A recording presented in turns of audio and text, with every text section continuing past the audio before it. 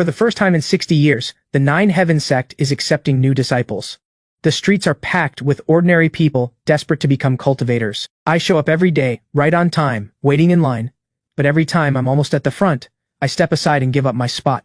The immortal keeping order finally notices. He looks at me puzzled. "Hey, I've seen you here 3 days in a row," he says. "But every time it's almost your turn, you leave. What's the rush?" I can't hide it. "My grandpa is sick at home," I say. "I have to turn him over every few hours so he doesn't get sores.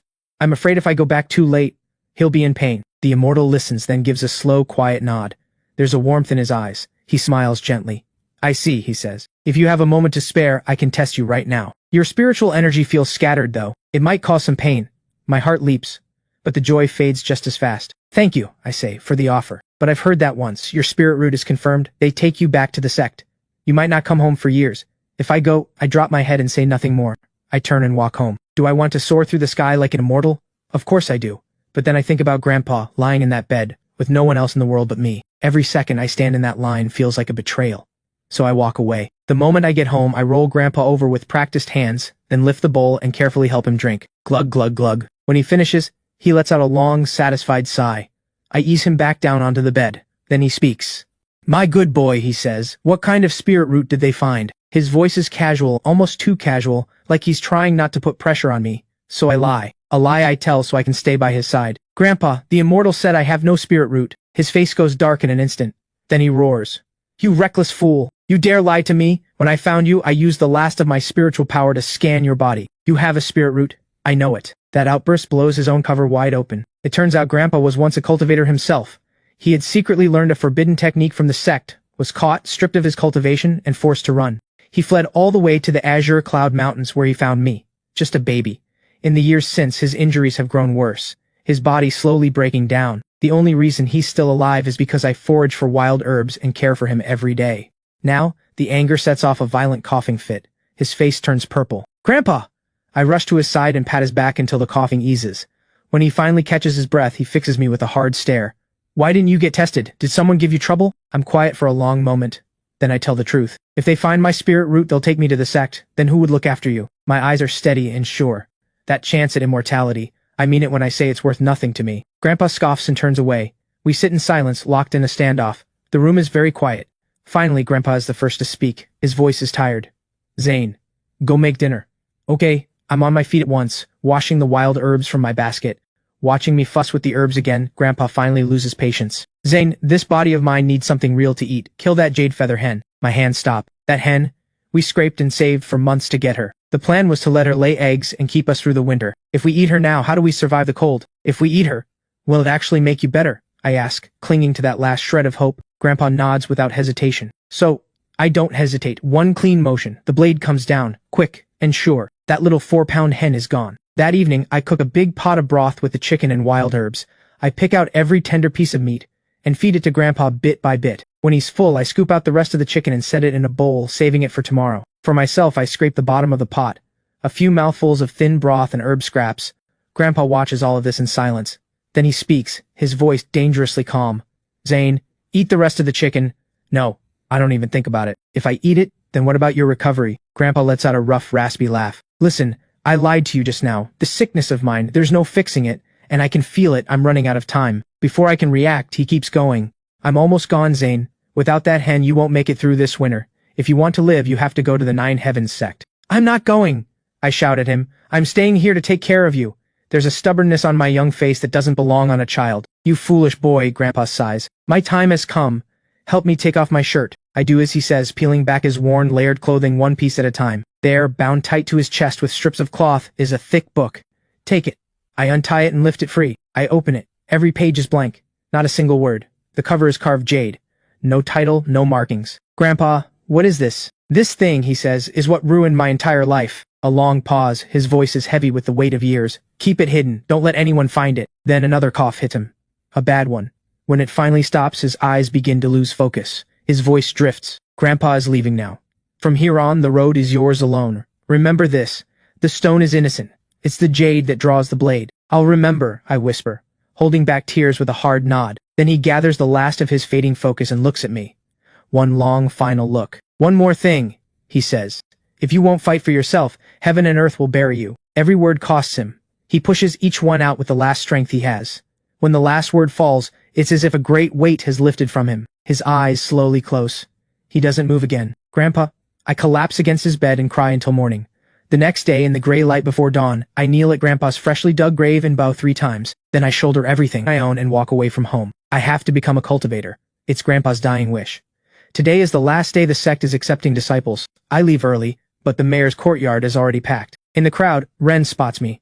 She's carrying a pack too, her parents beaming on either side of her. Clearly, she's already passed. I walk over. What kind of spirit root did you get? She lifts her chin and smiles wide. Single element superior root? The immortal said I can go straight to the inner sect as a core disciple. Congratulations. And I mean it. Right then, the mayor's gate swings open. Standing there is the same immortal from yesterday. The one who offered to test me. Master Zane. He sees me and blinks. You're here? Yes, I say, a little embarrassed. My grandpa no longer needs me to look after him, so I thought I'd try. He doesn't ask questions, he just steps aside. Come in. Inside the main hall, a man sits behind the table with a blindfold over his eyes. He is Master Zen's senior, Master Dust. I approach carefully and sit. Place your hand on the table, the blindfolded man says, sensing me before I even settle. His voice is perfectly flat. I set my hand down, he reaches out and lays 2 fingers on my wrist, and a cold current shoots straight into my meridians. Outside, Ren's parents are nudging her forward. Ren, go in and see whether Zane has a spirit root or not. She barely makes it through the door before Master Dust lifts his hand and speaks. Congratulations, you have a spirit root. You can cultivate. The weight in my chest finally lifts. Grandpa didn't lie to me, but what comes next hits like ice water poured over my head. However, I'm sorry to say, your spirit root is a 5-element junk root, the worst possible quality. At best, you'll reach stage 1 of chi cultivation, and go no further. The blood drains from my face. My talent is that bad? I murmur. Not bad, he corrects me. The worst, you would only qualify as a servant disciple. 50 years of service to the sect before you're free to leave. Are you willing? As long as I can cultivate, I'll do it. I don't hesitate. Good. Wait outside. I bow and walk out. The moment I step into the courtyard, I see Ren. I'm about to say something, but she recoils like she's seen something disgusting and ducks behind her parents. Her mother pulls me aside, wearing a smile that doesn't reach her eyes. Zane, look. You and Ren are both in the sect now, but you're a servant and Ren is a core disciple. That's worlds apart. What are you saying? A cold feeling creeps into my chest. She and her husband exchange a look, and finally show their true colors. Your grandpa once saved Ren's grandfather, and the 2 elders arranged a marriage between you two. But look at the gap between you now. Don't you think it's better to call off that engagement? A chill shoots from my feet straight to the top of my skull. I turn to look at Ren, the girl I grew up with, and her eyes are filled with contempt. It cuts me to the bone. Fine. I don't say another word. I dig into my pack, pull out the engagement letter I've kept for years, and tear it in two, right in front of all of them. Zane! Ren's face flushes red. She fixes me with a cold glare. From now on at the sect, don't you dare bring up anything between us, understood? Ungrateful. And now she has the nerve to threaten me. I look at her and force out each word like I'm pushing it through gritted teeth. You disgust me. Then I turn and walk away. Grandpa's gone. The engagement is gone. I hold back my tears. I refuse to let them fall. I'm not letting anyone see me cry. Master Zen has watched the whole thing. He walks over and puts a hand on my shoulder. It's all right. A junk root can still cultivate. I'm Zen, also a servant disciple. Call me Brother Zen. And the one inside, that's Brother Dust, same as me. I freeze. These two, who look every bit the part of legendary immortals, are just servant disciples? It's an honor, Brother Zen. I bow quickly. And just like that, I follow them out of town. The road ahead is mountain after mountain. And for the first time, I truly understand what worlds apart means. Core disciples like Ren ride in cushioned carriages pulled by massive demon beasts, while we servants trudge along behind them on foot. 500 miles of mountain roads on 2 tired legs. And we haven't even reached the gate yet. The gap is already so brutally clear. Now I understand exactly why Ren's family broke the engagement. But honestly, forget the carriage. What I really envy is Brother Dust. He glides through the sky on a flying sword, slow and unhurried. That's the immortal I always imagined becoming. After more than a month of travel, we finally arrive at the 9 Heavens Sect. The moment we pass through the gate, the inner sect disciples and the outer sect disciples are whisked away by their respective elders. I and another new arrival from my hometown, Hao, are taken by Master Zane to the servant hall. The hall master gives each of us a copy of the Return to Origin manual, 1 Chi awakening pill, and hands us straight over to Overseer Wang. He leads us into a yard. This is the woodcutting yard. Your job is to supply firewood to Alchemy Peak's disciples. One of you cuts, the other splits. 100 pounds a day. Choose. Overseer Wang's voice is flat and cold. Hao doesn't think twice. He picks splitting, which looks easier. That leaves me with cutting. You won't be punished for falling short the first month. After that, you lose contribution points or worse. Clear? Clear! Hao and I answer together. That night, alone in my room, I hide the Chi awakening pill under my bed. Then I reach into my shirt and pull out the nameless scroll. For a whole month, this thing has been strapped to my body, The jade cover is hard as stone, it's rubbed my skin raw. Grandpa told me to keep it hidden but never said what it actually does. I don't dwell on it. I set it aside, pick up the Return to Origin manual, sit cross-legged and try to cultivate. I close my eyes and reach out with my senses, trying to pull the spiritual energy of heaven and earth into my body, but it's so much harder than I imagined. I try all night and get nowhere. The next morning there's a heavy knock at the door. I open it to find a grimy, bearded brute who tosses me a wood-cutting blade. Name Stone. You follow me up the mountain from now on. On the way up, Stone points out which plants are poisonous and which berries are safe to eat. I thank him and think, hey, maybe this guy's alright. I'm wrong. When we arrive, he points at a trunk barely as thick as my thigh and tells me to cut it down. I swing with everything I have. The blade bounces back and nearly flies out of my hands. My whole grip goes numb. The trunk doesn't even have a white mark on it. Stone shakes his head, shoves me aside, spits in his palm, channels his chi, and slams his blade down. It sinks deep into the trunk, nearly splits it in two. Use your blade to scrape off the bark. Just this one tree, that's 2 days of quota. I scrape at the bark, clumsy and slow. Stone watches with barely concealed disgust. At this rate, you'll never finish your quota. Ever. His eyes flick to me, calculating. There's a smile on his face, but none of it reaches his eyes. Tell you what, give me that chi awakening pill of yours, and from now on, all you have to do is strip bark. I'll handle the real cutting. My stomach drops. I see exactly what he's after. Stone, without that pill, I have no way to start cultivating. Once I build up some chi, I won't need your help with the trees anymore. I pull that answer from nowhere. Stone's expression goes cold. He doesn't say another word. He just turns and starts hacking at the azure elm like he's trying to kill it. The force of each blow shakes the ground under my feet. Chips of wood rain down on me like hailstones. He's doing it on purpose. By the time we scrape together enough firewood, on the way back, Stone only helps when the path goes uphill. Every other inch, I push the heavy wheelbarrow alone. Ever since I refused him, his attitude toward me is nothing but punishment. Back at the woodcutting yard, I feel like I'm about to fall apart. I find Hal still crouched in the yard, splitting wood, not even close to done. I head over to help. The moment he sees me, everything he's been holding in all day breaks loose. He bursts into tears. Zane, look at my hands. He drops the axe and holds them out, covered in blisters, packed so tight there's barely skin between them. Some are still seeping golden liquid. I stare at his hands and my heart goes cold. Splitting wood is even worse than cutting. This is day one as a servant disciple. When we finally finish everything, Hao and I drop into our seats at the dinner table like two starving strays. Overseer Wang serves us himself. The table is loaded with meat dishes that make our mouths water instantly. Before anyone says a word, Hao and I are already wolfing it down, practically inhaling the plates. We brace for a fight over the food, but when we finally look up, the other disciples are all eating slowly, calmly. Some even take a few bites and walk away. Overseer Wang watches us with a complicated look. Ha! Slow down, no one's taking it from you. Of course I know why. They're cultivators. They don't need food to function. But Hao and I do. We haven't entered chi cultivation yet. 1 meal a day. If I don't eat until I'm full, I won't be able to lift an axe tomorrow. After dinner, I rush back to my room, lock the door behind me, and tear open my shirt, ripping the nameless scroll free from my chest. After a full day strapped against my skin, my chest is red and raw, burning like fire. If Grandpa hadn't made me swear to protect it, I'd have thrown this thing in a ditch. Then I crawl under the bed, find the box with the chi awakening pill, crack it open just enough to see it's still there, and breathe in the rich, thick scent of the medicine. Just one deep breath before I close it and slide it back. I need to write down what Stone taught me about those plants, I muttered to myself. Know them, and you survive. Miss them, and you die on that mountain. I grab a brush but can't find any paper. My eyes land on the nameless scroll. Good enough. I open to the first page and carefully write 3 words, Azure Skyvine. And then something strange happens. The words I just wrote vanish instantly. In their place, lines of glowing golden text bloom out of nothing, crawling across the entire page. Azure Skyvine. Low-grade toxic plant. Extremely poisonous on contact. Causes skin to blister, rot, and go numb. Antidote: crush dragon root herb and apply directly to the wound. Identification by cultivation: blue surface marks beginner grade. Silver veins appear at over 1,000 years. Mortal tear. And at the end of all the text, a terrifyingly detailed illustration of the azure skyvine appears, so vivid it looks alive, pressed right into the page. Every tiny hair on every tendril perfectly visible. My mouth falls open. My heart pounds like it's trying to break through my ribs.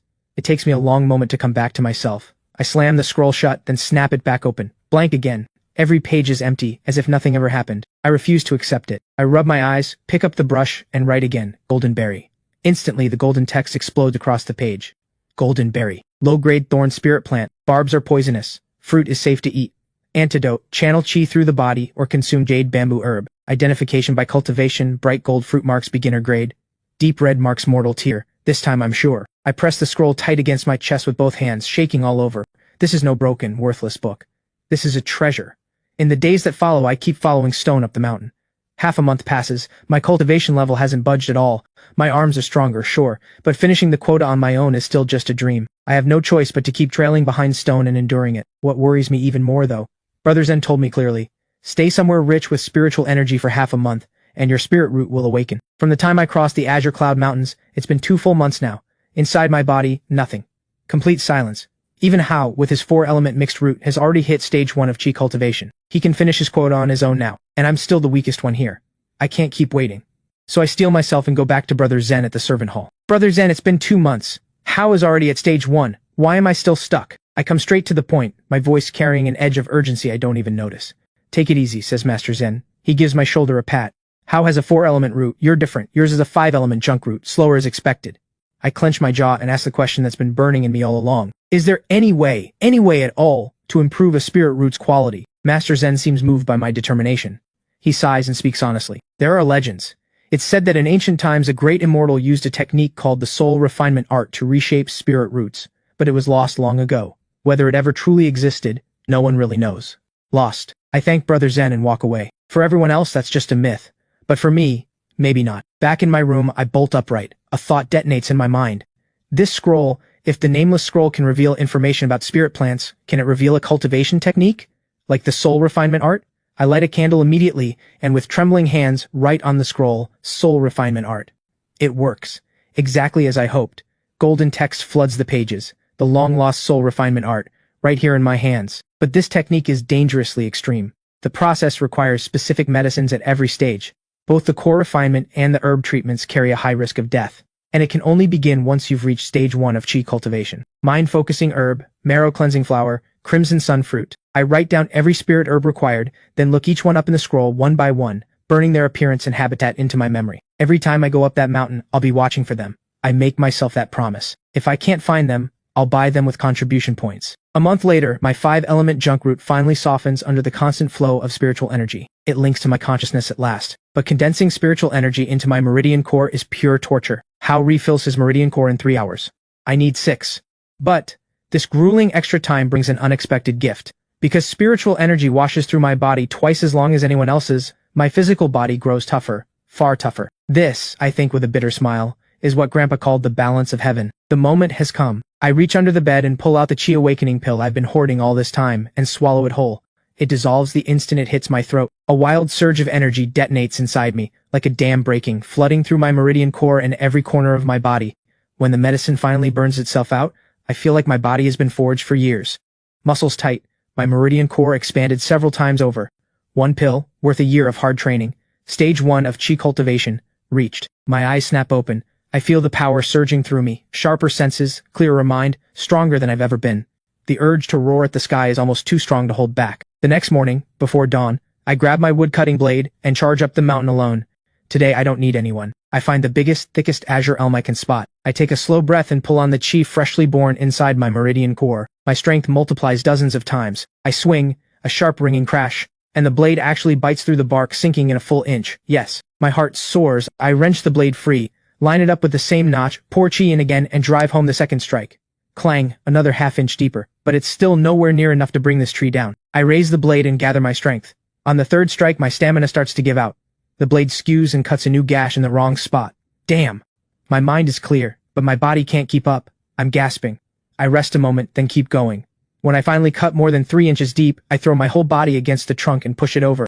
But right then, a wave of exhaustion crashes through me. My legs buckle. I nearly hit the ground. I look inward. My meridian core is completely empty. Just those few swings and my Qi is already gone. I sink down where I stand and start meditating to recover. This is going to take at least half a day. Today's quota is probably a lost cause. The sun is barely up when Stone saunters up the mountain with his blade on his shoulder. He passes by, spots the fallen tree, and doesn't even blink. Just contempt. Well, Zane, you don't actually think hitting stage 1 means you don't need me anymore, do you? He walks toward me, slow and steady. I checked with Overseer Wang. You've got the weakest spirit root in the sect. Your ceiling's another man's floor, get it? Smart move would be, hand over your contribution points every month. And I'll not take it for nothing. I'll knock down 1 tree for you every day, save you the trouble. His tone is aggressive, but I can hear it. He's not trying to bully me.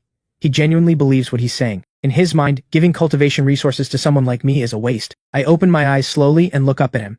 I speak in the humblest voice I have, and say the most defiant thing I've ever said. Thank you, Stone. I know my talent is terrible, but I don't accept it. Stone stares. Then he bursts out laughing, doubling over, shaking his head. Ha! Every new weakling says the same thing. None of you know your place. He points at me and shakes his head. Fine, keep at it. When you can't take it anymore, come find me. And with that, he lifts his blade and walks into the trees without looking back. I ignore him. I yank a handful of golden berries off a nearby vine, stems and all, and shove them in my mouth. Once there's something in my stomach, the weakness starts to fade. I get to my feet and swing the blade again. By dusk I finally drag a full cart of wood back to the wood-cutting yard. Overseer Wang spots me. Well, you went alone today? There's a warmth in his eyes. Yes sir, I hit stage 1 of chi cultivation. I smile back. He weighs the load. 120 pounds, not bad. He gives my shoulder a pat. Ease off a little tomorrow. No need to push so hard. I know I've gone over quota. But I'm new. Unlike Stone and his crew, I can't afford to cut corners. After dinner I go straight back to my room and cultivate. Stone thinks I'll crack. He's wrong. Not only do I not give up, I fall in love with it. That feeling of growing stronger every single day, I can't get enough. Cutting wood becomes its own kind of training. Half a year goes by in a blink. I go from needing 6 full hours to finish the quota, to finishing it comfortably in 4. My blade technique grows steady, and my control over my chi becomes more precise with every swing. 500 contribution points saved. Enough to trade for another chi awakening pill, or 1 marrow cleansing flower. I hesitate. The pill will push my cultivation level forward, but the marrow cleansing flower is the key ingredient for the soul refinement art. The thing that could actually fix my spirit root. It's a brutal call. Fix the root problem first. That's my decision. Long-term, fixing the root is the only real path forward. I head to the servant hall. Brother Zane and Brother Dust are both on duty.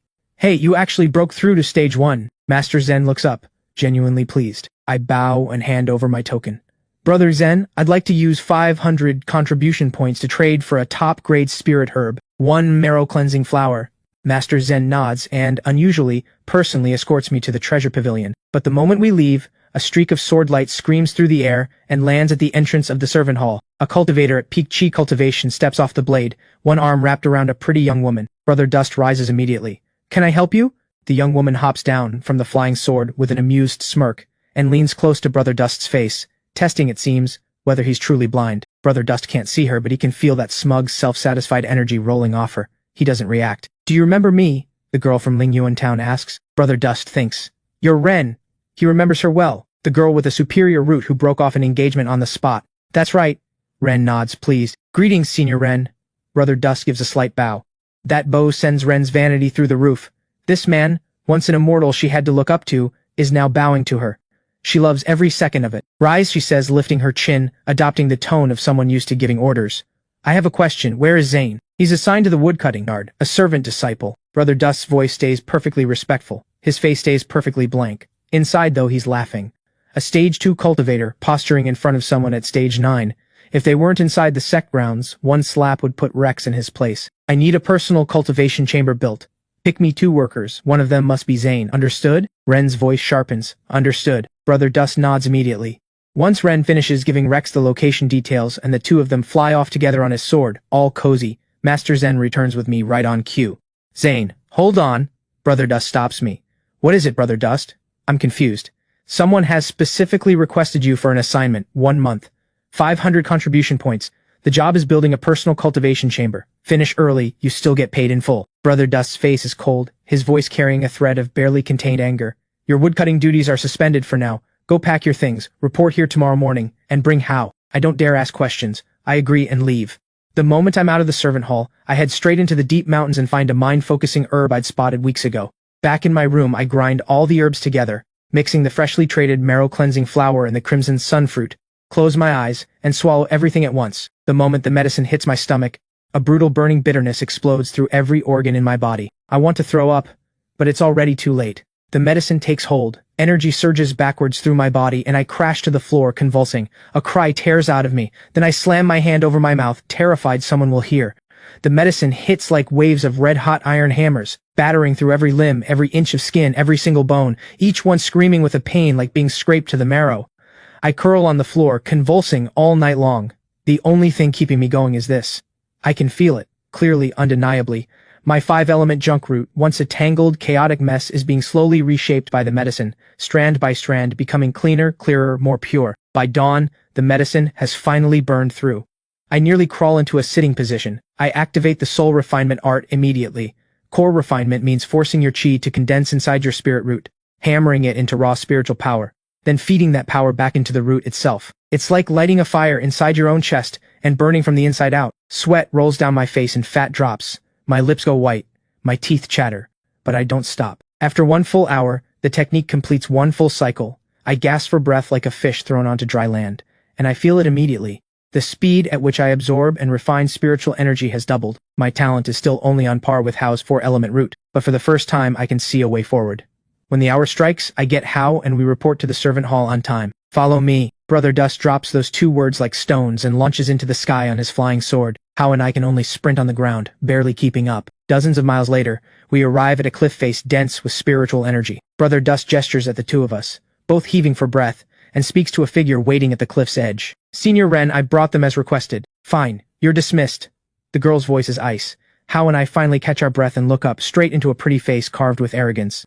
Ren? The name falls out of me before I can stop it. Standing there in the gleaming robes of a core disciple, clearly already at stage 2 of chi cultivation. Who gave you permission to call her that? Rex, standing beside her, explodes.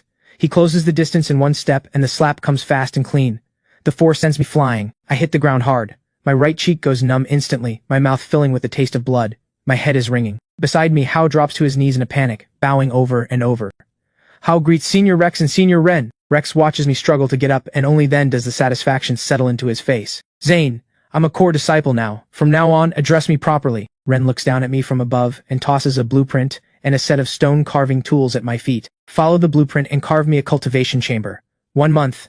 If it's off-spec or unfinished, you both lose your cultivation and get thrown off the mountain. She snuggles against Rex like a nestling bird, and they soar away on his flying sword. Disgusting. Only once they're out of sight does Hao dare stand up. He spits at the sky. That ungrateful snake. Back in town she followed you around like a puppy. The moment she sets foot in the sect, she acts like she never knew you. I wipe my mouth and pull myself slowly off the ground, eyes cold. She has a superior root now. She's a core disciple, and I'm her 5-element junk root ex-fiancé. Worthless by her standards. Why would she bother acknowledging me at all? Hao and I pick up our tools and attack the cliff face. Heya, brothers together, shouldering the load. We hum the old folk song from home and pour every drop of rage and humiliation into the rock. That evening, Ren comes back to check the progress. She finds a massive opening already carved into the cliff, and the 2 of us passed out cold inside it. Who said you could sleep in there? The shriek snaps us awake. Greetings, Senior Ren. Hao scrambles up. We burned through all our chi. We were just going to rest one night. Progress won't fall behind, I swear. This is my personal cultivation chamber. Ren's face twists with disgust. Filth like you sleeping inside it? Get out now. Hao doesn't argue. He grabs me and drags me out of the chamber we carved with our own hands, driven out like 2 stray dogs. The moment we're outside, some of the heat goes out of Ren's anger. She raises a finger at my nose and speaks slowly, word by word. If I catch you 2 sleeping inside again, I'll have Rex beat you both into cripples. She lets that land, then she turns and leaves, satisfied. Hao mouths something vicious at her back, all held back fury. Just wait till I reach foundation building. I'll make her regret it. He can curse all he wants, but he's not setting foot back in that cave. Outside, the cold is brutal. The wind cuts into our faces like a knife. If we weren't cultivators now, our bodies tougher than regular people's, we'd probably freeze out here. I sit against a rock for just a short while, and the wind is already forcing my eyes shut. Forget it, I tell Hao. Let's restore our chi and get back to work. Sooner we finish, sooner we're out of here. Hao straightens up immediately. He blows into his hands to warm them. Right. We both drop into a cross-legged sitting position and start cultivating. An hour later, our chi is back. Under the pale moonlight, we haul the rubble out of the cave. We only dare dig deeper once daylight returns. 1 wrong measurement means another beating. We sleep only 1 hour a day, and even that is sitting meditation instead of actual rest. For 2 people barely past stage 1, it's absolutely killing us. We push through anyway, for 7 days straight. By the end, we're so hungry the world is going dim at the edges, and so tired we can barely grip our tools. Rest a bit, I tell Hao, giving his shoulder a pat. I'll go find something to eat. I stumble into the forest. Hao sits right where he is and meditates to recover. But not long after I leave, a blade of sword light drops from the sky. Rex arrives with Ren. He takes 1 look at the chamber taking shape in the cliff, and Ren allows herself a small smile, but then she scans the area, and her brow knits tight. Hao, where's Zane? Hao drops his tools and hurries over, head bowed. Senior Ren, Zane, he went to find some food. He'll be back any moment. Is that so? Ren's lips curl, not buying it. Right then I come jogging back, shirt bundled up holding a small pile of wild berries. The moment I see them my expression drops, but I push the anger down and bow. Greetings, Senior Rex, Senior Ren. Ren doesn't even glance at me. I might as well be air. She turns to Hao and pulls out a voucher. This is 1,000 contribution points. Split evenly. It was meant for both of you. She pauses on purpose. Her gaze sweeps over me with contempt. But I only saw 1 person working. The other one was slacking off. So all 1,000 goes to you. Those words hit like ice water poured from crown to heel. Hao freezes for a moment, doesn't dare say a word, and bows low to accept the 1,000 contribution points. Thank you, Senior Ren. He forces out a smile. Clear out the last of the rubble and you can get out of my sight, Ren commands. I'm bringing in a formation master shortly. Move fast. And just like that, she and Rex take to the sky on his sword. Not one more glance in my direction. Every drop of my sweat, every hour of work, erased with one sentence. Something cold hardens in my chest. My fists tighten. I turn to leave, but Hao runs after me. He shoves the entire 1,000 contribution points into my hands. I've still got 500 saved up I haven't touched. He scratches his head, honest as ever. Use it for spirit herbs. I don't need it anyway. A second ago he was groveling. Now he's standing tall for me. Something hot surges straight to my eyes. I spin around fast, drag my sleeve hard across my face, refusing to let him see. I walk back into the cave and push the berries into his hands. Then I grab my tools and get to work without a single word. The two of us together. We clear the chamber out fast. Once we confirm everything is in order, we head straight to the servant hall to report. Brother Dust's manner toward me is noticeably warmer. Clearly, he's figured it out. Ren wasn't helping me. She was humiliating me. Did they give you trouble? He asks. No, we got the contribution points. I keep my voice flat, not one word of complaint. Good. Brother Dust nods. Right after Hao and I go straight to the treasure pavilion. 1,000 contribution points. I trade every last one for the spirit herbs needed to practice the soul refinement art. Exactly enough for one full round. On the way back, Hao finally can't hold it in. Zane, what are all these herbs even for? I give him a mysterious smile. I'll tell you later. You wouldn't believe me right now anyway. I give his shoulder a firm pat and look at him seriously. Consider this a loan. I'll pay you back before the year is out. Come on, Hao waves me off. Whether he means it or not, I don't know, but I do. I owe him. Back in my room, I stare at the pile of herbs in front of me. My heart is hammering. It's not the pain I'm afraid of. It's that I might pass out before it works. But then I think of Ren's contempt. I think of Rex's slap burning across my face. My jaw locks. Do it. If I don't fix this cursed 5-element junk root, I'll spend my whole life being ground under someone else's heel. I crush the herbs and swallow them in one go, then bite down hard and brace for the agony. All night long, energy boils and surges backwards through my body like scalding water. Several times I feel myself slipping, but every time my mind starts to go dark, Ren's face and Rex's face flash in front of me. I have to hold on. If I don't, I'll never get up from this. As dawn breaks, the last wave of pain finally ebbs. I'm completely drained, but my body feels lighter than it ever has. I drop into meditation immediately and activate the soul refinement art. This time, spiritual energy flows through me so much faster. The core refinement completes, and without resistance, my cultivation level shatters through its ceiling. Stage 2 of Chi cultivation reached, and my spirit root has risen a full grade. Now it's equivalent to a 3-element root, and because all 5 elements are in harmony, my cultivation speed actually surpasses a standard 3-element root. 7 more times. I feel the power coursing through me. My eyes burn with a fierce, blazing light. 7 more times and my spirit root will surpass what they call a heavenly spirit root. For the contribution points, I have to push even harder. The moment dawn breaks, I shoulder my wood-cutting blade and head into the mountain. Stage 2 Chai cultivation plus half a year of experience. Now I can bring down an azure elm in 3 strikes. But right when I'm hitting my stride, Stone appears behind me out of nowhere. He stares, his eyes full of shock and suspicion. You, a 5-element junk root, hitting stage 2 in half a year? He demands. How? I grin. I've had my answer ready for a while. Did a job a few days ago, earned some contribution points, traded them for 2 Chi awakening pills. Stone eyes me, half convinced, half not. He doesn't push further. He heads off into the trees to do his own work. I finish my entire quota by mid-morning and go straight to the servant hall without stopping. Brother Zen, I finished today's quota already. Is there anything else you can assign me? I want to earn more contribution points. Master Zen flips through the task log. The hillside west of the woodcutting yard has been cleared out. They need someone to replant. 5 contribution points per tree that survives. Interested? Yes. Master Zen hands me a map and 100 contribution points. Go to the medicine garden and pick up the saplings from moss. This is a loan. Pay me back later. Thank you, Brother Zen. I grab everything and sprint back to the woodcutting yard, grab my wheelbarrow, and head for the medicine garden. The wheelbarrow feels too slow. I just hoist the 50-pound thing onto my shoulder and run. Following the map, I find the medicine garden. Moss! I call out toward the thatched hut. A dark-skinned young man steps out, the spirit plant cultivator, Moss. He sees me and breaks into a grin. What's up? I'd like 10 azure elm saplings. Moss's face falls instantly. 10? You planting a little garden? First time doing this, didn't want to overcommit. I give him a sheepish smile. He sighs and waves me in, already annoyed. He tosses me a shovel. For this little bit of business, you do the digging yourself. I don't argue. I pick it up and get to work. Hey Moss, how many contribution points does a spirit plant cultivator pull in a month? I ask as I dig. Not as easy as you'd think, Moss sighs. A good year net's about 1,000, but take on some private work on the side and the numbers go up. Private work? That catches my attention. Moss reads it on my face immediately and perks right up. Oh? Looking to order something? I finish digging up all 10 saplings before I ask, keeping it casual. Marrow cleansing flower, crimson sunfruit, a few others, one of each. How many contribution points? 700. Moss's eyes flick with interest. Buy in bulk, I can cut you a deal. I'll take 7 sets. Name your price. Moss thinks it over, then commits. 4,000. Honest price. A solid discount compared to the treasure pavilion. Done. I agree on the spot, we shake on it. I load up the saplings and head up the West Hill energized. Meanwhile, back at the woodcutting yard, Stone spots Howe splitting wood and wanders over. How much did you and Zane actually earn on that last job? Haha, total was 1,000. I didn't need mine, so I gave it all to him. Howe says it straight. You're way too generous. Stone grabs him by the back of the neck, pretending to be upset. Zane, that useless root of his? He took your points and bought chi awakening pills with them, and now he's at stage 2. Howe hears something off in that and pushes back without thinking. Hold on, you've got it wrong. Zane bought spirit herbs, not pills. In an instant, Stone's expression shifts entirely. He grabs Howe by the head and lowers his voice to something deadly serious. Say that again. Howe is scared now, but he won't lie. I saw it myself. He traded for a whole pile of spirit herbs. Stone goes still when he hears that. His eyes dart, and then the pieces fall into place.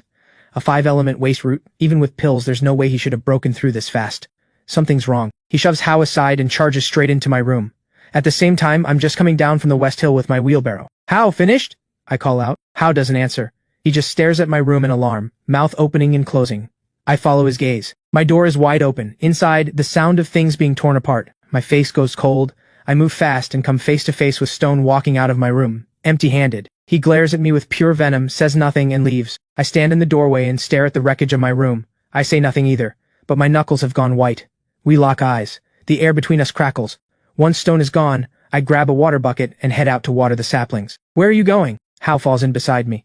West Hill, watering the trees. Howe doesn't say a word. He just picks up another bucket and follows. On the way, I ask him what happened. Howe tells me everything, every detail in order. Now he thinks I'm hiding something. I pour water on a sapling, voice flat. I told him I use pills. Then you told him I bought herbs. With a root as weak as mine, normal cultivation should never produce a breakthrough like this. So now he's convinced I stumbled onto something huge. So how did you actually do it? Howe's eyes are wide. I look at him. I decide to bet on this brother of mine. My grandpa taught me a technique before he died. It's called the soul refinement art. It can improve a spirit root's grade. The herbs I bought, that's what they were for. I tell him everything about the soul refinement art, only saying it came from my late grandfather. If this gets out, it will bring disaster down on both of us. I put extra weight on those 2 words, both of us. Howe's eyes light up like fires. He looks at me with pure longing. Can you teach me? Of course, I nod. But you'll have to do the same as me. Grind every task, earn the points, buy the herbs.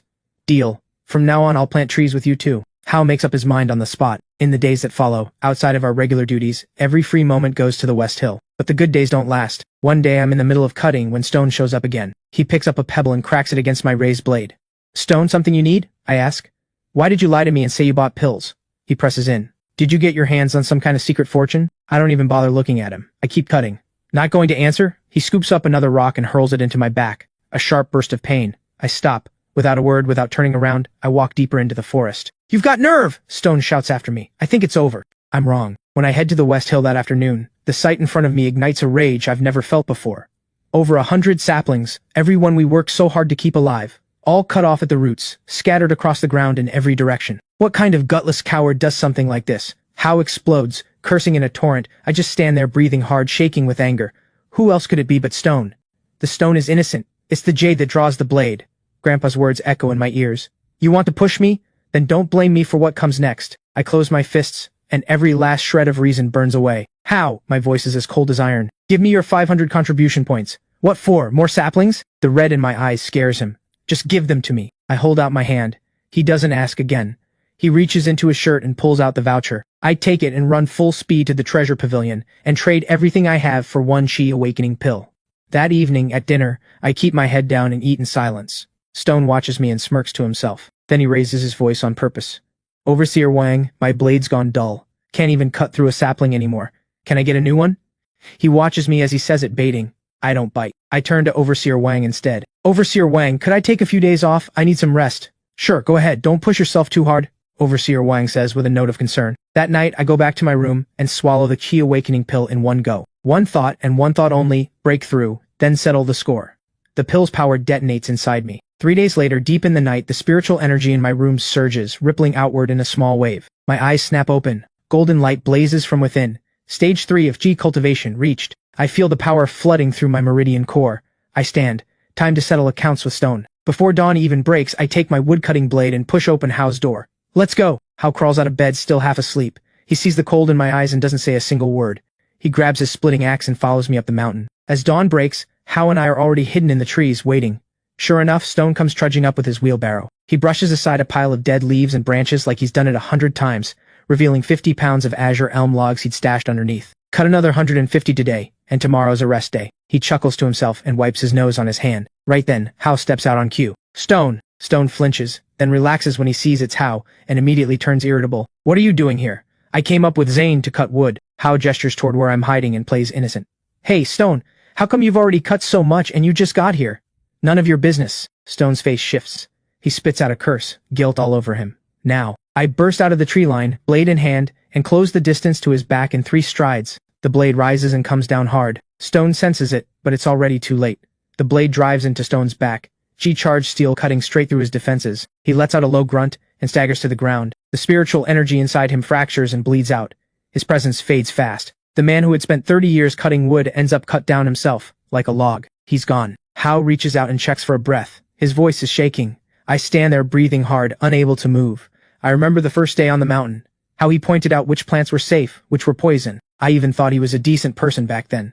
But everything he did after crossed a line I couldn't ignore. Zane, this guy's got 1,000 contribution points on him. Hao digs through Stone's dirty pocket and pulls out a voucher. Take it. Consider it what I owed you. I push the voucher back into his hands. Go back now. If anything comes of this, I'll take the blame alone. I'm already loading Stone's body onto the wheelbarrow as I say it, looking for somewhere to bury him. Zane, what are you saying? Hao grabs my arm. What do you mean you'll take the blame alone? Are we brothers or not? Something warm moves through me when I see his face. I point to the marks on the ground. Then stay here and clean this up. Fine. I take Stone's body and head straight up the West Hill. I carry Stone to the West Hill and find a hidden spot to bury him. Let him rest. When it's done, I drag the wheelbarrow far away and burn it to ash, then scrub every trace from myself. To avoid suspicion, I spend the entire rest of the day planting trees on the West Hill, never going near the North Forest. That evening at dinner, Overseer Wang brings it up, just as I expected. Anyone see Stone today? The other servants all shake their heads. Overseer Wang's gaze lands on me last. Zane, what about you? Haven't seen him. I was out west planting trees all day. I keep my face calm, but inside my heart is pounding. Stone couldn't have just fallen asleep up on the mountain, could he? Maybe after dinner I'll go take a look. Overseer Wang waves it off. He never liked Stone anyway. Sun's already down, the mountain's dangerous at night. If he wants to sleep, let him sleep. If a spirit beast gets him, serves him right. I quietly let out a breath of relief. As long as Overseer Wang drops it, the servant hall won't start a manhunt over one missing servant. But that night, I can't sleep at all. Every time I close my eyes, Stone comes for me in my dreams, his body dripping with golden light, screaming for my life. I jolt awake, drenched in cold sweat. The moment I drift off again, the nightmare pulls me back under. But the worst part, I dream of Master Zane. His face is cold as ice, whispering in my ear. Stone was taken down with a woodcutter's axe, using a woodcutter's technique. Only someone who chops wood every day could land blow after blow in the exact same spot. In the dream, his expression twists from cold to monstrous, like a devil that can see straight into my soul. I wake up screaming, wiping the sweat off my forehead. I don't dare close my eyes again. Taking someone out for the first time. The shock of it hits harder than I expected at 11 years old. But I know the truth. If I had not dealt with him, he would have done something far worse. I had no choice. Better to cultivate. I sit cross-legged on the floor. Only by pouring everything into training can I push the fear aside. The next day, at the first light of dawn, Overseer Wang pushes open Stone's door. Empty. His face shifts. He immediately rounds up all 9 of us servants. Stone is missing. Everyone drops their assignments today. Head into the North Mountain and search. I want him found, alive or dead. Hao and I exchange a glance. Without a word, we both head in the direction of yesterday's scene. The whole point is to keep others away. We loop back and forth near the area, redirecting anyone who wanders too close. The whole group searches the mountain all day, and finds nothing. Stone's axe and wheelbarrow have vanished without a trace. By the time we come back down, things have escalated. Overseer Wang has already called in 2 servant hall enforcers, Master Zane and Master Dust. They question every servant one by one. When my turn comes, the sky is almost dark. How is your relationship with Stone? Master Zen's eyes narrow to slits, boring straight into my eyes like he can read my soul. How could I have a problem with Stone? I put on my most innocent face and start weaving a mix of truth and lies. When I first arrived, it was Stone who took me up the mountain to chop wood.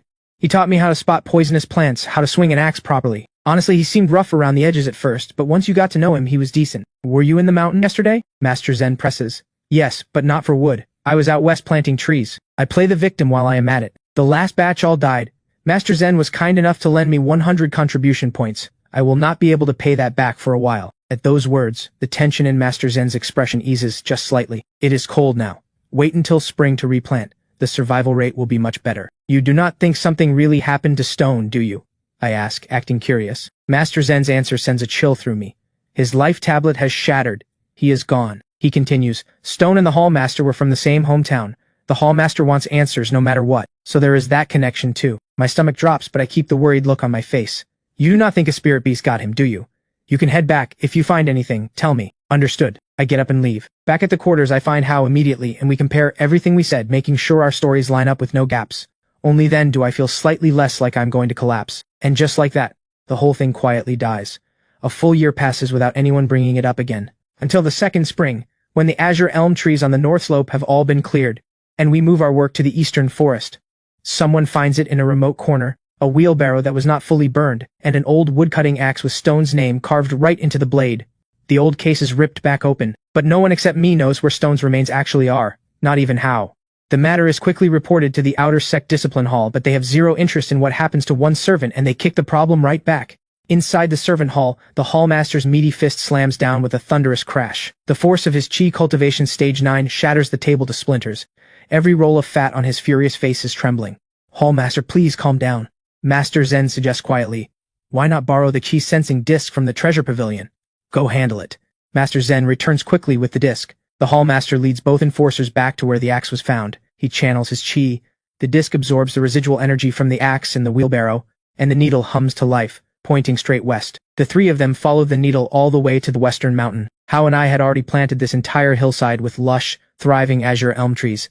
The moment they step into the forest, the disc in the Hallmaster's hand erupts with waves of light. Right here, dig! Master Zen does not hesitate.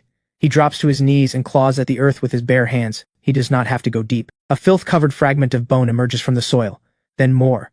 Stone's remains, scattered beneath the trees all around them. The Hallmaster is shaking with rage, his voice forced out through clenched teeth. Whose section is this mountain? Meanwhile, back at the woodcutting yard, after a full year of grinding, Hao and I had scraped together enough contribution points for 7 rounds of spirit medicine. But Hao only used 1 dose. After that, he refused to touch the stuff again. Said he would rather live an ordinary life than go through that kind of agony one more time. He handed me everything that was left. Now, 6 rounds of medicine later, I have already completed 8 core refinements. Each of my 5 spirit roots has grown strong enough to match a single element peak spirit root. With all 5 combined, my cultivation speed is now on par with a heavenly spirit root. 1 more core refinement and I will surpass even the heavenly spirit root entirely. My cultivation level has naturally climbed to early chi cultivation stage 4. Knock knock knock, someone is at my door. It is Master Zane. Come with me. His face gives nothing away. He leads me straight toward the western mountain. The sky is pitch black, the hillside swallowed in darkness. He brings me to an azure elm tree, picks up a fragment of bone from the ground, and shoves it right in my face. Why did you eliminate Stone? Master Zen, I do not know what you mean. My stomach lurches, but I keep the act going. Drop it. Without onisons, you are the only one who had dealings with Stone. If not you, then who? I refuse to budge. It really was not me. You can keep denying it. Master Zen gives a cold smile. But once the Hallmaster traces it back to you, even if you are innocent, you will not walk away clean. I catch the meaning underneath those words immediately. Master Zen, what exactly are you saying? This afternoon the Hallmaster used the chi sensing disc and traced it here. He asked me who was responsible for this section. I told him I forgot. That hits me like a fist to the chest. Right now he is back at the servant hall going through the records. Master Zen's tone lands like a final warning. It will not take long before he finds your name. Master Zen, what do I do? I still have not admitted anything, but the desperation in my voice says everything. The servant hall just received a task from an elder. They need a servant to serve as sword attendant to his core disciple. 3 years. Your age and cultivation level are a perfect match. If you get selected and go to the intersect, the Hallmaster cannot touch you. What is a sword attendant? Basically a human punching bag, there to spar with someone else's sword practice. Master Zen says it straight. 1 wrong move and you could be cut down hard. Are you willing to go? I am. No hesitation. Stay here and I am finished. Go. And at least there is a chance. Here is your transfer order. Master Zen hands me a slip of paper.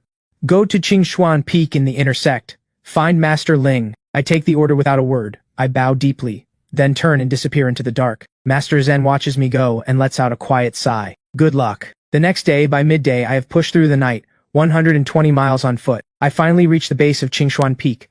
I climb to the top. A grand courtyard opens before me, filled with the sharp ring of a sword.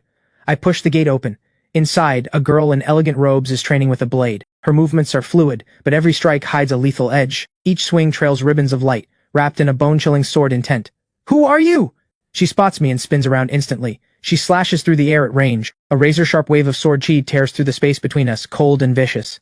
The distance dulls its force, but the shockwave of wind still stings my face like a slap. "I am Zane, the new sword attendant. Is Master Ling available?" I scramble to pull out my transfer order, praying she does not swing again. "My master brought you here to spar with me." The girl sheathes her sword and looks me over. Then she tosses her long sword straight at me. A low-grade spirit weapon with no sharpened edge. "How is your swordsmanship?" she asks. "I do not know how to use a sword," I answer honestly. She immediately looks up toward the second floor. "Master Ling, the sword attendant you found is useless. He does not even know how to hold a sword. How is he supposed to spar with me?" From the second floor, a white-haired old man steps out, graceful and unhurried. "Ha ha! No matter. You can teach him." The girl presses her lips together and turns to me. "My name is Lyra, Superior Spirit Root, Chi Cultivation Stage 3. And you?" "Zane, 5-element Junk Root, Early Chi Cultivation Stage 4. Lyra blinks. "My cultivation is actually higher than hers." She narrows her eyes. "How old are you?" 12. That shuts the room down. Not just Lyra, even Master Ling upstairs goes quiet. "Young man, how is it possible that a 5-element Junk Root has reached Chi Cultivation Stage 4 at your age?" "I used a lot of pills." I throw out the first excuse that comes to mind. "Your cultivation is higher than mine? You had better go easy on me." Lyra is genuinely a little rattled. Master Ling just laughs. "Lyra, you have a superior spirit root. Your cultivation speed is hundreds of times faster than his. You need him to hold back?" After that, Lyra begins teaching me a basic sword art called the Frost Wind sword art. 1 hour later, I have barely memorized the forms, but I cannot grasp the core of it at all. Lyra's patience runs out fast. "Move faster, keep your arm steady, strike with intent."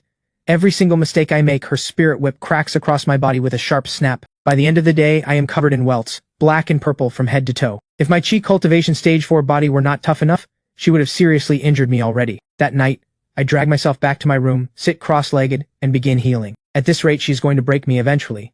I wonder, can the nameless scroll help with sword arts? On impulse, I take the nameless scroll from my chest and write on the first page with a brush, Frost Wind sword art. Frost Wind sword art. A low-grade sword art. To unlock its full potential, one must master Frost Sword Intent. Only then can this art reach its peak. The next instant, a detailed sword manual blooms across the page, illustrations and all. I look toward the silhouette posed in a sword stance inside the book, and it moves. The figure runs through every move of the Frost Wind sword art from start to finish. When it is done, the silhouette transforms into a single crystalline snowflake, lifts off the page and sinks directly into my forehead. I close my eyes. I can feel it clearly. A perfect silhouette moving without end through my soul sea, running the Frost Wind sword art over and over. The sword in its hand radiates a killing cold. Every single move carries an intent that makes the spirit recoil. This is will, a will that can make you afraid before the blade even moves. I am pulled in completely. As the figure in my soul sea keeps practicing, my understanding of the sword art accelerates at a terrifying rate. The next morning I am up before dawn, waiting in the courtyard with my sword. "You are surprisingly eager." Lyra shuffles out, rubbing the sleep from her eyes. "Lyra, I have already mastered the sword art you taught me yesterday." "Really? Show me." She looks completely unconvinced. I grip the hilt, and in an instant a bone-deep chill radiates off my entire body. The temperature around us drops sharply. My steps are featherlight, my body drifting like a ghost, the sword tracing soft arcs of light through the air, threads of frost curling and winding along the blade like living mist. "You actually mastered Frost Sword Intent overnight?" Lyra leaps straight down from the second floor, cutting me off mid-form. "I just ran it through my head all night in my mind, and it clicked. Spar with me." Lyra is not having it. She snatches up her own sword, launches at me like a bolt of lightning. My eyes sharpen. I step back, swing my arm. A blast of frost sword chi shoots out and crashes into her strike head-on. Ice shards explode between us. Lyra's attacks come in waves, her form weaving through swirling frost, sending slash after slash of sword chi crossing in every direction, sweeping toward me like a tide. One of them clips my left shoulder. The skin does not break, but the cold bites straight in, and my entire left arm goes numb. I pull in a deep breath and pour every bit of chi I have into the sword. I unleash the final move of the Frost Wind sword art, Frost Silence. A massive wave of pale white sword chi sweeps out, slamming into Lyra's attack head-on. Boom! The courtyard shakes with the impact. My higher cultivation level gives me the edge. One strike and her defense shatters. Lyra's expression collapses. She tries to dodge, too late. The sword chi grazes her robes and leaves a shallow cut on her shoulder. She stumbles back several steps, staring at me, fury and disbelief written all over her face. "You dare to hurt me?" She is seething, eyes locked on me. My left shoulder has also taken a hit from Lyra's sword chi. The internal injury is no joke, but she has it worse. Her fine robes are already stained with blood, the cut on her shoulder clean and clear. My stomach drops. I did not mean to. One look at my nervous face and something shifts in Lyra's eyes. She actually smiles. "If my master finds out you injured me, what do you think he would do to you?" I go quiet. This is obviously a threat. I can keep this between us. Lyra steps closer. She lowers her voice. But you have to promise me one thing. Say it. She leans in close. She leans in close, almost at my ear, her breath soft, but the words that follow are cold as steel. From now on, no sword intent, especially when my master is watching. You play dumb. I read her instantly. She is afraid Master Ling will notice my talent and take his attention away from her. Fine. I agree without missing a beat. Then I pivot immediately. But you have to promise me something too. Go ahead. Lyra's eyes sharpen like blades. Clearly not happy. When we spar from now on, you cannot use sword intent either, and you cannot injure me. Lyra lets out a sharp laugh, dripping with sarcasm. A grown man scared of getting hurt by me? But she still nods.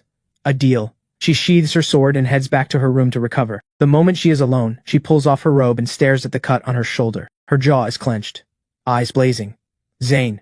Just you wait. She lost because of cultivation level, but she has a superior spirit root. Her training speed is hundreds of times faster than mine. She tells herself. The moment she breaks through to Chi cultivation stage 4, she is going to make me pay. Outside of sparring, I push my own training just as hard. My progress is accelerating by the day. In just 1 month, I have already hit the peak of Chi cultivation stage 4. The bottleneck had been loose for a while, but I am deliberately holding myself back, terrified of exposing my secret. Then, Lyra's voice comes through the door. Her injury has healed. Zane, get out here. Time to train.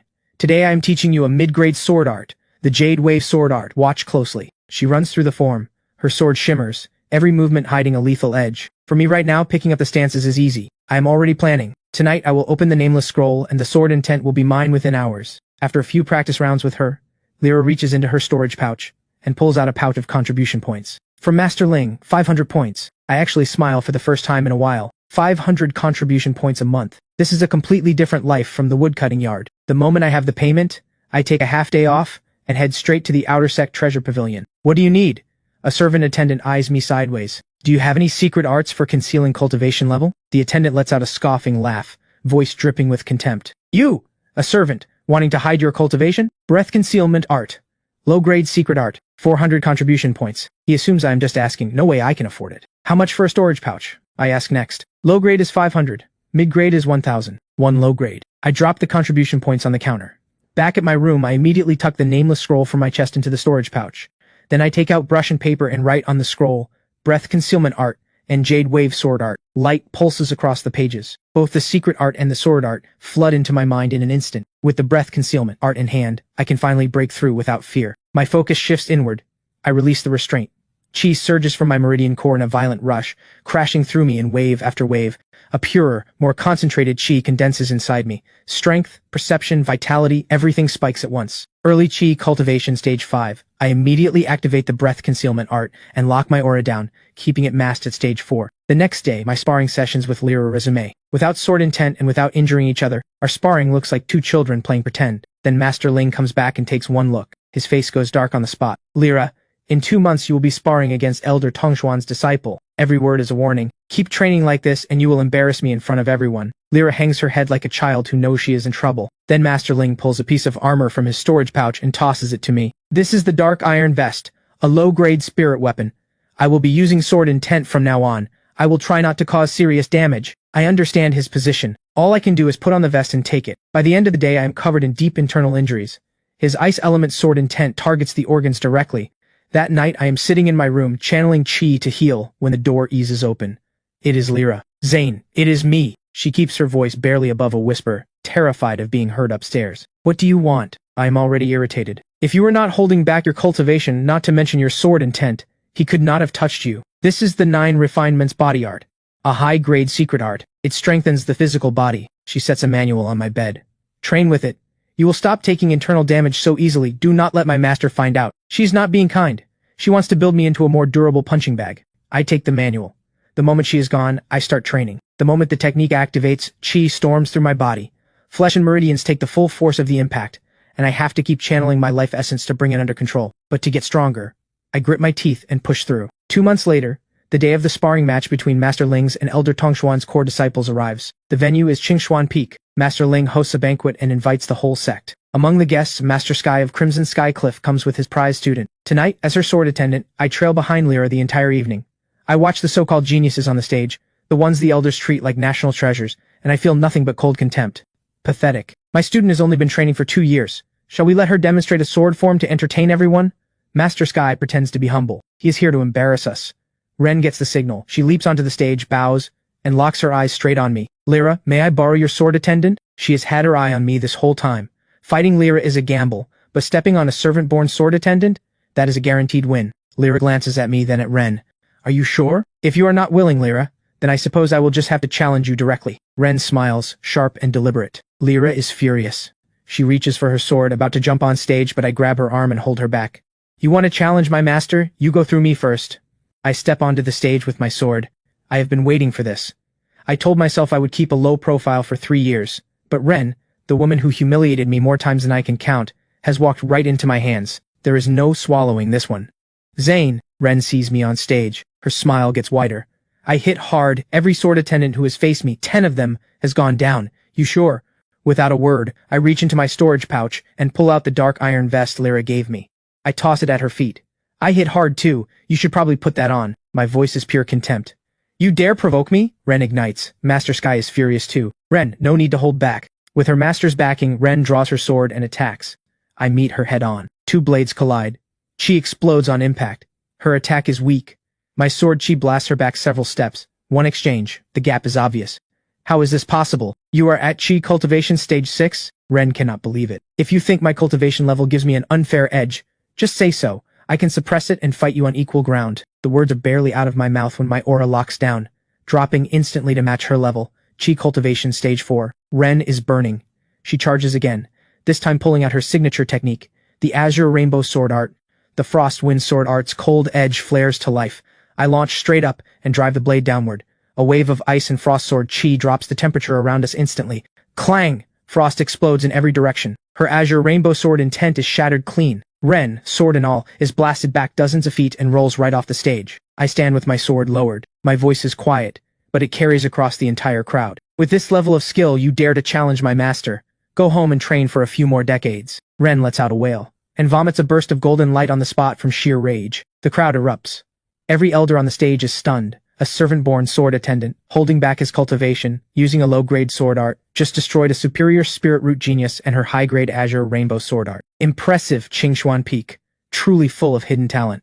Master Sky delivers the compliment with a smile that does not reach his eyes. He jumps down to check on Ren. Master, he is supposed to be a 5-element junk root. How is he this strong? Ren is still leaking golden light. What did you say? He has a 5-element junk root? Master Sky's eyes go wide. He springs to his feet and calls across the stage. Young man, may I test your spirit root? Before I can respond, Master Ling shoots to his feet and cuts him off. You put your own student on that stage. What is this? Poor sportsmanship? You misunderstand, Ling. I only wanted to do what? Make a move on one of mine? You think I cannot see through that? Master Ling does not budge an inch. He has already recognized what I am, and he is not letting me go anywhere. Lyra, it is your turn. Master Ling changes the subject entirely. Lyra forces herself onto the stage. Her opponent, Elder Tongshuan's disciple Wei, had just watched me fight, and his legs are already shaking. After a few exchanges, he surrenders. Lyra wins, but there is nothing happy about it. All the attention, every last bit of it, was stolen by me, her own sword attendant. She returns to her seat and glares at me through clenched teeth. So you have been hiding your cultivation this whole time. No wonder I could not beat you. You have the wrong idea, I answer calmly. What do you mean? I have always been suppressing my cultivation when we spar. Same level, and you still could not touch me. Lyra is so thoroughly shut down she cannot even respond. She just rolls her eyes and turns away. The moment the banquet ends, Master Ling calls me to his room. He sends his spiritual power through my body to examine it, and the deeper he probes, the more unsettled he becomes. You truly are a 5-element root, but why is it this pure? This clarity is on par with a peak spirit root. Who taught you swordsmanship? Lyra, how long did it take you to master Frost Sword intent? One day. Master Ling's gaze sharpens. He calls out suddenly, Lyra, come in. Outside the door, Lyra startles and steps inside. Is what he said true? Master Ling presses her. Yes. Lyra picks at her fingers. But when I watched you two spar, he never used sword intent. Why is that? I see my opening. Lyra told me my sword talent was too strong. She was afraid you would notice me, so she forbade me from showing it in front of you. I lay it all out, exactly how she threatened me. Is this true? Master Ling's expression darkens. Lyra immediately bursts into tears. Master, he injured me first. But Master Ling does not spare her a glance. He slowly crouches down until his eyes are level with mine, his gaze burning with anticipation. I am the chief elder of Qingshuan Peak, Golden Core Cultivation. Would you take me as your master? I know exactly what this means. Refuse, and I fall. A talented servant. He would never let someone like that slip into another elder's hands. This junior would be honored. I pour on the flattery, while keeping that first look of contempt he gave me locked in the back of my mind. But I am just a servant. Would taking me as your disciple not tarnish your reputation? Do not worry. Master Ling laughs. The moment you become my disciple, you are a core disciple. Every inner sect member you meet will address you as senior. This disciple Zane greets his master. I bow immediately. Excellent, excellent, excellent. Master Ling beams. Lyra, come greet your senior. Master, I joined first. Why is he senior? Lyra mutters, clearly unhappy. He is older, his cultivation is higher. Do you honestly think you qualify as his senior? Master Ling's expression flattens. Lyra dissolves into tears all over again. Master Ling gives me a mid-grade storage pouch as a welcoming gift, then hands his token to Lyra. Take your senior to register. The whole walk over, Lyra does not stop muttering under her breath. Seriously, Zane, you are a grown man. How are you this calculating? Calculating. I frown, my voice flat. I just won against Ren for you on that stage, saved your face, and you are not even thanking me. And another thing, watch how you talk to me, or I will make you regret it. I am her senior now. Lyra hears that and her whole face falls. She quickly grabs my sleeve, her voice going sickeningly sweet. Senior, do not be angry. I actually really do admire you. Looking at her face right now, all I feel is disgust. I preferred you when you were still trying to fight me. After registration is done, I go back to my room and open the gift from Master Ling. 888 spirit stones, a high-grade spirit weapon called the Autumn Sword, a high-grade sword art manual, the Stellar Phantom Sword Art, and 10 Chi Awakening Pills. I pull out the nameless scroll immediately and begin studying the new sword art. By morning, I have absorbed 1/10 of it. The next day, at the first light of dawn, I go straight to Lyra's door and knock. Get up, come spar with me. Why should I? Because I am your senior. I push the door open, grab her by the collar, and drag her out. Master Ling is away today. I will not be holding back. Hey. Lyra immediately starts bawling, but I do not give her an inch. Clang, clang. I suppress my cultivation and use only sword forms, and she still cannot land a single hit. Then suddenly she goes limp. I am too slow to pull back. A sharp burst of sword chi drives straight into her chest. So fragile. I frown, pick her up off the ground, and carry her back to her room. I cannot afford for Master Ling to get the wrong idea. I think it through, then head straight to the inner sect treasure pavilion and buy healing pills and the spirit herbs I need for the soul refinement art. Back at Qingshuan Peak, I give Lyra the pills and help her begin healing. Only once her condition stabilizes do I return to my own room and bolt the door. I grind the herbs to paste and swallow the whole thing in one go. The pain hits like being flayed alive. My hands are shaking as I run the soul refinement art over and over, until finally my 5-element spirit root reaches the level I have been chasing. Heavenly Spirit Root. My training speed from this point forward will be 5 times that of an ordinary Heavenly Spirit Root. Right then, Master Ling's voice echoes from the courtyard. Zane, Lyra, your master is back. Lyra and I both head out to greet him. The moment Lyra sees Master Ling, she points at me and bursts into sobs. Master, he bullied me while you were gone. What kind of behavior is this, crying all the time? Master Ling lets out a heavy snort, clearly unimpressed by Lyra's tears. Then he calls over to me. Zane, go comfort your junior. Without waiting for a response, he heads into the kitchen carrying a fire-patterned tiger. Profound grade spirit beast meat is not easy to prepare. He has to handle that himself. The moment he is gone, I step toward Lyra. I do not bother hiding the look on my face. My eyes cut into her like a blade. Lyra stumbles back, rattled by my presence alone. Easy now, stop crying. I smile, and it is not a kind smile. Your senior hates to see you hurt. That smile scares her out of her mind. She screams and bolts back to her room. Not long after, it is midday. At the table, Master Ling cuts out the fire-patterned tiger's heart and places it directly in my bowl. Zane, you need to build up your constitution. Eat plenty of this. It will strengthen your foundation. Beside me, Lyra is pouting so hard her lips might fall off. Master Ling, I set down my chopsticks and ask carefully, I would like to bring someone from the servant hall to serve as my sword attendant. Of course, Master Ling answers without a second thought. Take my token. Transfer them directly.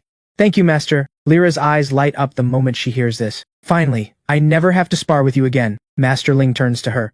The sect ranking exam is coming up. You finished last year at the bottom, this time, top 20. Lyra feels something she has not felt from him in a while, and immediately pounds her chest. Master, I will not let you down, top 20, guaranteed. Master Ling manages a small smile, and says nothing more.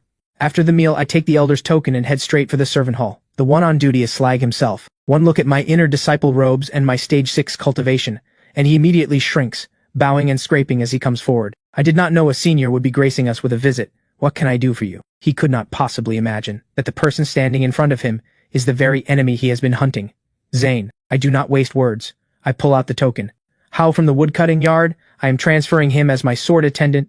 Slag blinks, quickly flips through the roster, and finally finds the name. Please, senior, have a seat. Let me pour you some tea. He serves me with both hands. I will bring him to you right away. He mounts his flying sword and shoots toward the woodcutting yard in a streak of light. 10 breaths later, Slag drops from the sky into the woodcutting yard. Which one of you is How? He barks, voice sharp as a whip. How is so startled his axe slips out of his hands. He scrambles to his knees. I am How, Hall Master. Someone from Qingshuan Peak in the inner sect has asked for you by name. Pack your things and come with me. Slag keeps it short. Hao goes completely blank, his face draining white. Hallmaster, what did I do wrong? Being a sword attendant is dangerous. His best friend Zane had disappeared that way. Stop talking, you have not done anything wrong. Someone specifically requested you. Slag snaps impatiently. But Hallmaster, I do not want to take that risk. Hao wraps himself around Slag's leg and starts wailing. I am warning you, that senior has no patience for this. If you annoy them, you will not make it through today. At that moment, Overseer Wang steps over and pulls Hao off the ground. We do not mess with inner sect elites. Go. It might even be a good thing. Overseer Wang, save me. Zane is gone. I am the hardest worker here. Put in a good word for me. Hao latches onto his leg and refuses to let go. That is it. Slag's patience runs out completely. He snaps his flying sword to his feet, rockets straight to Hao, grabs him by the shoulder and hauls him into the air, flying him straight back to the servant hall. Senior, your person has arrived. Slag dumps Hao at my feet like a sack of garbage. Hao is absolutely terrified. He grabs onto my leg and starts sobbing. Please, I will do anything. Just do not make me be a sword attendant. I shake my head and sigh. Hao, you are a man. Real men bleed. They do not sob. That name.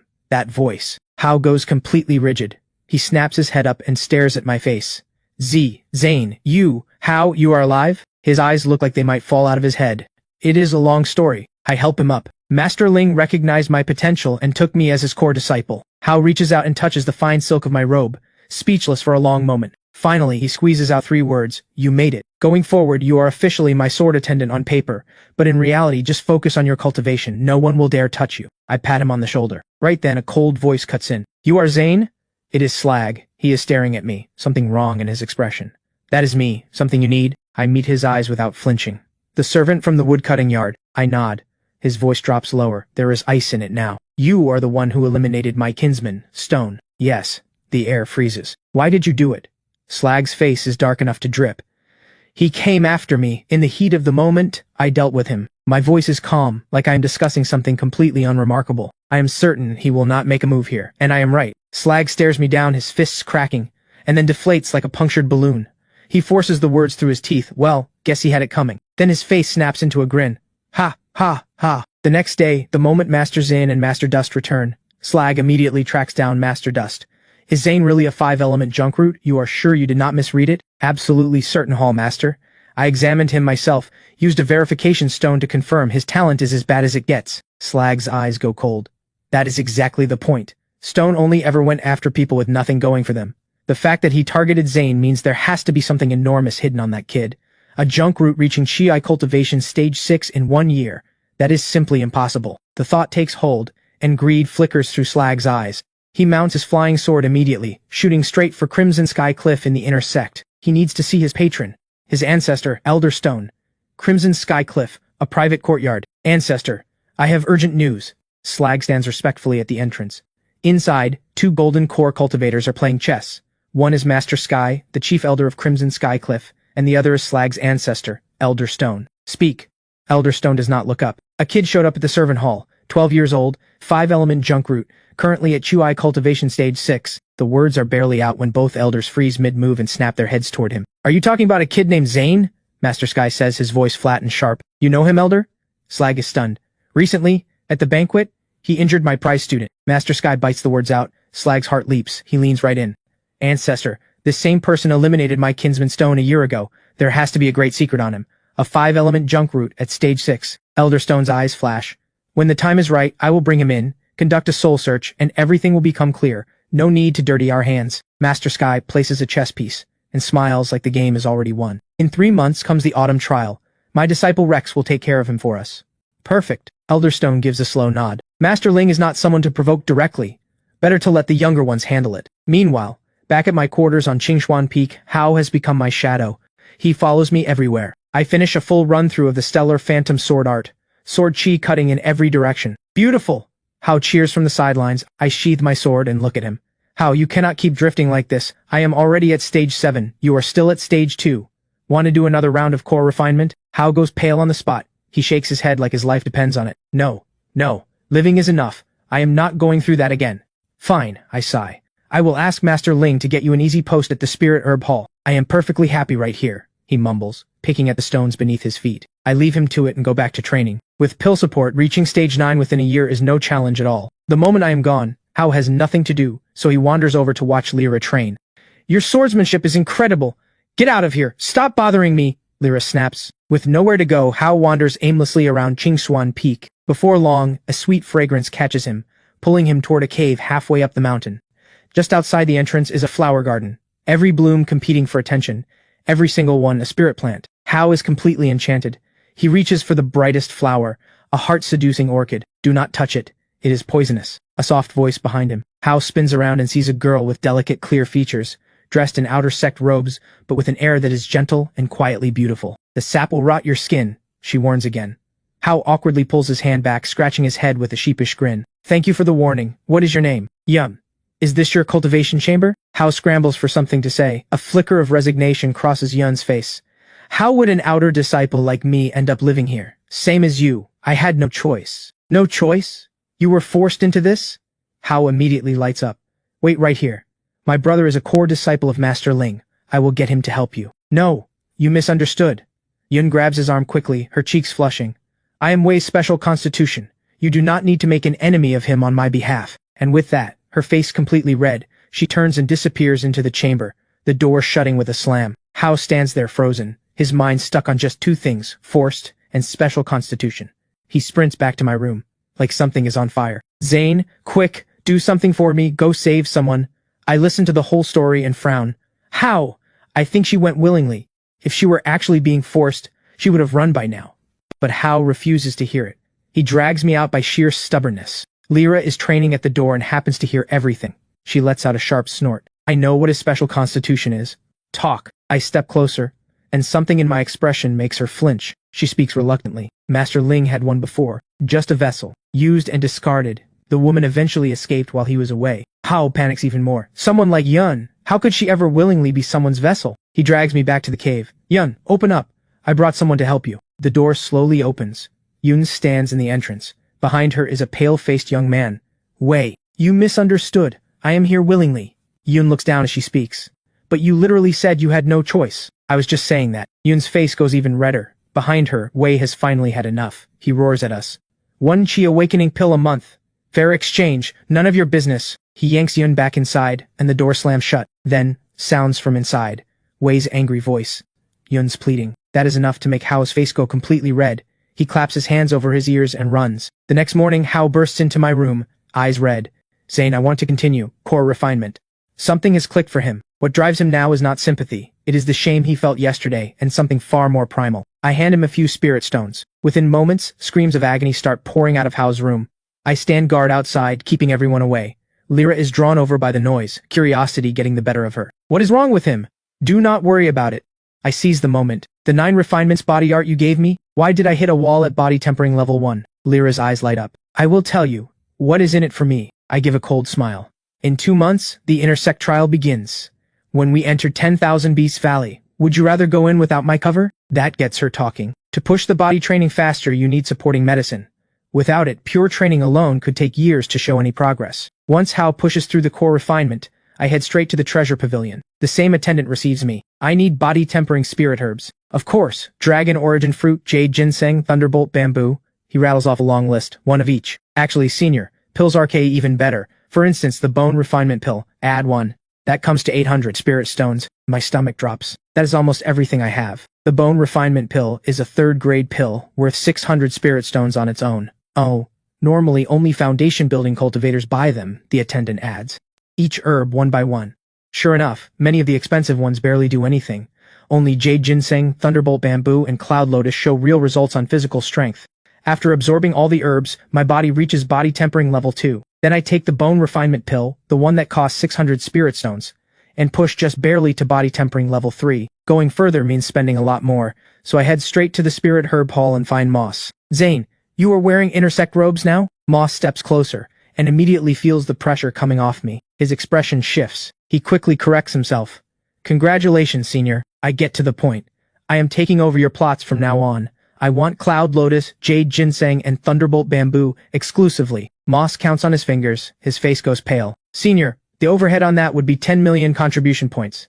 I will handle the contribution points. You just plant. I make the call directly. 3,000 contribution points a year is your wage. Deal or no deal? Deal. Absolutely. Moss nods immediately. Let me finish the current harvest. Come spring, I will get yours planted. Deal done. I head back to Masterling's residence. Now comes a new problem. I need 10 million contribution points before next spring. 1 spirit stone equals 200 points. That is 50,000 spirit stones. I go to Masterling for advice. The answer is simple. In the inner sect, the only way to earn a large number of spirit stones fast is to take the sect's most dangerous and most rewarding missions. I need spirit stones. A lot of them. So I stand in front of the mission board at the inquiry tower, covered from top to bottom in scrolls, each one representing a payout. I had my eye on an escort mission. 10,000 spirit stones. Very tempting, but a few foundation building cultivators are blocking the way like a wall. Their pressure makes it hard to breathe. I can only watch as a muscular man tears the scroll away, fury burning in my chest. Once they are gone, the pickings left on the board are slim. Then, a new posting catches everyone's eye. Eliminate the demonic cultivator known as the Phantom. Chiwai Cultivation Stage 8. Reward, 8,000 spirit stones. The Phantom is Stage 8. No one can handle that alone. What do you say we team up? A middle-aged man reeking of alcohol, a gourd of wine swinging from his belt, calls out. A woman with a longbow on her back immediately responds. Works for me. 8,000 split 2 ways. My opening. Room for one more? I step forward. They both turn and pause when they see me. A kid, maybe 12 or 13. The woman, Sky, sizes me up and smiles. Of course, stage 7 at your age? Impressive. Peak spirit root, I am guessing? She is trying to win my favor. I just smile and say nothing. Before we go any further, the drunk, Surge, cuts her off, dead serious. The 8,000 spirit stones from the sect, plus everything on the Phantom after we take him down. Split 3 ways, equal shares. Sky and I nod at the same time. No one here is naive. Surge, Chiwai Cultivation Stage 7, Hammer User. Sky, Stage 8, Bow User. Zane, Stage 7, Sword User. 3 people against a Stage 8 Demonic Cultivator. The odds sound favorable. We take the mission and move without delay. Straight south toward the Azure Cloud Mountains. This is lawless territory. Spiritual energy is thin. Bandits everywhere. Refugees from the mortal world scattered throughout. The Phantom feeds on their souls to cultivate. Surge, why not just go to the mortal world and feed freely there? I cannot help asking. Heh! Surge grins. A cultivator cut off from spiritual energy loses their cultivation. Otherwise, the mortal world would already be a feeding ground. Before long, we locate the cave marked on the mission scroll. Empty inside. Sky has the highest cultivation. One sweep of her spiritual sense confirms it. He is out. If we wait inside, he will sense us the moment he returns. Sky frowns. A Stage 8 cultivator's spiritual sense is nothing to underestimate. So what do we do? Surge asks. I can set up a concealment array at the entrance, mask our presence completely. Sky glances at us both. But the spirit stones for the array. Equal split between us all. Of course. I agree first. Surge nods too. Sky gets to work, pulling out a dozen or so spirit stones. Her fingers moving with practiced speed, pressing out seal after seal. A low hum, and a curtain of light seals us in. From outside there's nothing here. A full day passes without a single sign of movement. The intel better be right. Surge is getting restless. Keep waiting. Sky swaps in a new batch of spirit stones. Arrays burn through resources. 2 more days crawl by. We have already burned through over 100 spirit stones. Finally, on the 3rd night, I am on watch when I catch something moving. I wake the other 2 immediately. In the moonlight, a black-robed figure wearing a demon face mask is walking toward the cave. The dark energy radiating off him is palpable even from a distance. This is the Phantom. In his hand is a rope, strung with 6 skeletal mortals and a cultivator in sect robes, only Chi Cultivation Stage 3, being dragged limply along the ground, leaving a trail behind. The sight ignites something in me. This is disgusting. Rush him, all of us now. I am already moving, but Surge grabs me hard and yanks me back. Do not. Wait until he is inside. If he bolts, we lose him. He hisses the warning. Just then the Phantom seems to catch something in the air. He pauses, tilts his head, sniffs. Beneath the mask his mouth curls into something unsettling. He does not linger. He forms a hand seal, opens the stone door, and drags his offerings inside. After a moment Surge and I slip in quietly after him. Sky had planned to fire from outside, but the cave twists and turns too much to get a clear shot, so she follows us in. The moment Sky steps through, the stone door slams shut behind her. A cold, hollow laugh rolls through the chamber. Then, the entire cave blazes with golden light. Hidden array lines ignite across every surface. Floor, walls, ceiling. Wrapping us completely. A freezing cold seeps into my body instantly. I can feel my chi and focus being pulled out of me by the golden light. It is a soul-refining array. He turned the entire cave into a trap. Move now. Sky reacts first. There is a trace of real fear in her voice. Stall any longer and all 3 of us will be drained to husks. Surge and I catch on immediately. We both summon our spirit weapons and charge the shadowed figure. The Phantom finally turns. A short dagger appears in his hand. His movements are so fast he looks like a ghost, gliding through the golden light. Stee!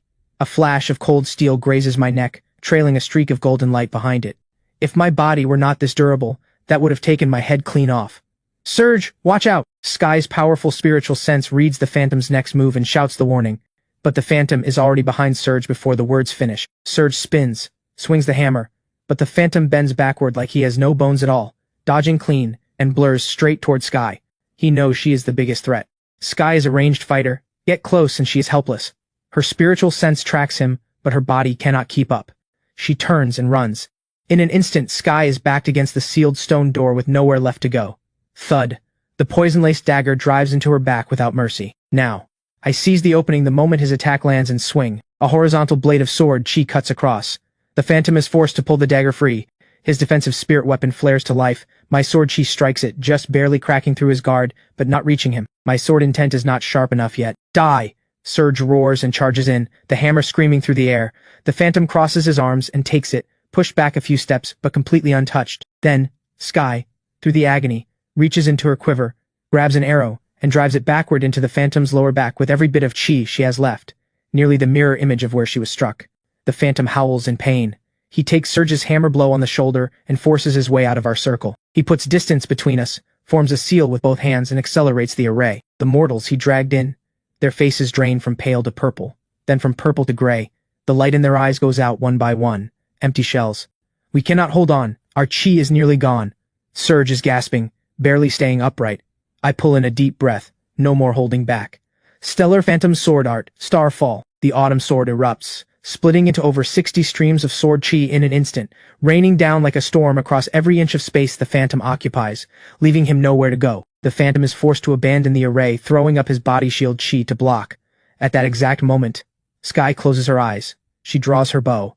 Her powerful spiritual sense locks onto the Phantom's exact position.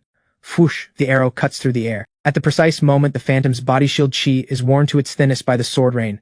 The arrow drives straight through his chest. With the Phantom down, the golden light slowly fades from the chamber. But the mortals, and the Stage 3 cultivator, are already gone. I finally exhale, thinking it is over. But no one sees it coming. Surge, standing right beside Sky, gives us all a brutal surprise. He swings his massive hammer and slams it into the back of Sky's skull, while Sky is channeling chi to heal, completely defenseless. A sickening thud. The hammer connects full force. Sky does not even get a chance to react. He drops dead on the spot. What are you doing? My mind goes blank. I demand an answer. Surge smiles, a twisted, ugly grin. He was injured. Take care of him and we split the rewards between 2 instead of 3. Simple, right? He adds, cool as ice. The Phantom's storage pouch goes to you. Sky's goes to me. He bends down to grab Sky's storage pouch. I stand frozen, still in shock. Seeing me motionless, Surge sneers. Not interested? Then I will help myself. He straightens up and reaches for the Phantom's storage pouch. I snap out of it and rush forward, as if I'm afraid he will snatch my share. I reach the Phantom's remains and barely bend down. Whoosh. Behind me, Surge swings the hammer again. It tears through the air and crashes into my back. Boom. Another deafening blast. The entire cave shakes. I am sent flying like a ragdoll and hit the ground face down, completely still, no signs of life. Heh. Heh.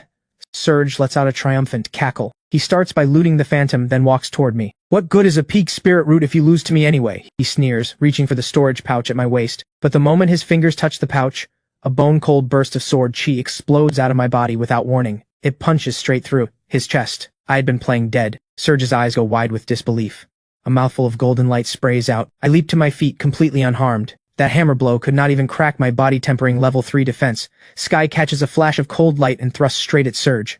Hit by the mind-driven sword chi, Surge feels his chest freeze from the inside. Even swinging his hammer takes 3 times the effort. Wait, he forces a smile. That hit must have hurt you too. Let us call it even. What do you say? I answer with action. My eyes are ice. Against a backstabbing coward like this, every word is wasted. My sword strikes fast and relentless. Surge is already badly wounded. No strength to resist. A few exchanges and my blade finds his throat. I look at the 3 bodies in the cave and let out a quiet breath. So much for teamwork. I dump all 3 storage pouches, 2,000 spirit stones, a superior warhammer, a superior crossbow, and over a dozen superior arrows. But the real prize comes from the Phantom's storage pouch. A handwritten copy of the 10,000 Arrays Compendium, listing over 200 array formations with materials and instructions. There is also a damaged movement technique manual, the Phantom's Step. And inside Sky's pouch is another torn manual, the Soul Sight Art, the source of his extraordinary spiritual sense. I do not linger. I sever the Phantom's head and head straight back to report. 8,000 spirit stones collected. Add the 2,000 I just seized, and I now have 10,000 total. But that is still not enough. Back at Master Ling's chamber, I pull out the nameless scroll. The 10,000 arrays compendium, the phantom step, the soul sight art, every damaged and incomplete technique, fed into the nameless scroll, comes out as a flawless, complete version. In an instant, I have mastered over 200 array formations, a top-tier movement technique, and a method to endlessly strengthen my spiritual sense. But I am still broke. Thinking back on how close this mission came to killing me, I still feel a chill. If my body were any weaker, I would have died. I refuse to gamble like that again. I stare at the 10,000 arrays compendium sitting on the table, and an idea hits me. Sell array diagrams. I copy all 200 plus formations one by one and head straight to the treasure pavilion. What is the going rate for a mountain trap array diagram? The clerk lights up the moment he sees me. For a superior grade array diagram, the standard price is 200 spirit stones each. I ask about the twin kill array. Mid-grade 100 spirit stones. Good. Now I know what I am working with. I turn and leave. Near the border between the inner and outer disciple areas, there is a strip where disciples run their own stalls. I find an empty spot and set up a sign, Array Diagrams, Specialist. Then I sit cross-legged and start cultivating. 3 days pass, not a single customer. No rush. If nothing sells, I am still cultivating, no loss. Then on the 4th day, an outer disciple in array sect robes stops at my stall. What arrays do you have? I toss him the index from the 10,000 arrays compendium. His eyes light up. I want the 1,000 mechanisms array, the chi suppression array, and the teleportation array. How much total? 200. That cheap? He cannot believe it. These 3 cost at least 300 at the treasure pavilion. He pays up, checks the diagrams, and his face lights up with excitement. Your prices are incredible. I am spreading the word. Every array disciple I know will be lining up here. He leaves thanking me nonstop. The moment he is gone, I pull out paper and copy all 3 diagrams again. For me, this is a business with 0 cost. From that day on, I run the stall by day and train the 9 refinements body art and the soul sight art by night. Life settles into a quiet rhythm. 2 months later, my stall explodes. 7 kill array, 1 copy. I need the guardian array. Do you still have the spirit gathering array diagram? Tomorrow is the annual autumn trial. Inner disciples are panic buying anything that might keep them alive. Every other stall has sold out and shut down. Only mine has unlimited stock. Line up, one at a time. My hand cramps from copying nonstop. By the end of the day, I have earned 6,000 spirit stones. Add what I had before, and the total comes to 8,000. Still 32,000 short of my goal. It looks like the autumn trial is my only shot. That evening, Master Ling returns, a rare occasion. The 3 of us eat and drink our fill. Master Ling looks at me with a grave expression. Zane, tomorrow's autumn trial, look after Lyra. Understood, Master Ling. Then he produces an ancient-looking shield. This is the Crimson Sun Shield. A superior-grade spirit treasure. Keep it safe. Remember, staying alive is all that matters. Rankings mean nothing if you are dead. A superior spirit treasure has 10 times the power of a standard spirit weapon. With this, you are practically untouchable at your current stage. That is so unfair, Lyra mutters beside me, eyes full of envy. I ignore her and immediately begin bonding with the Crimson Sun Shield. At the same time, I quietly activate the breath concealment art, masking my cultivation level from Chi cultivation stage 8 down to stage 6. Word is the spirit beasts inside target the strongest cultivators first. I am not taking any chances. The next morning, the autumn trial officially begins. Every Chi cultivation stage disciple gathers outside a massive canyon south of 9 peaks. Inside, thick spiritual mist blankets everything. Spiritual sense cannot pierce through it. Somewhere in there, countless shadow wolves are waiting. The trial runs in waves. First to go are the 180 foundation building cultivators from the inner sect. Their mission is to take down the profound grade shadow wolf kings inside. I wait above the canyon with Lyra, Wei, and the rest of our Qingzhuan Peak disciples. I just sit cross-legged and keep cultivating. 7 days later, the sounds of battle finally go quiet.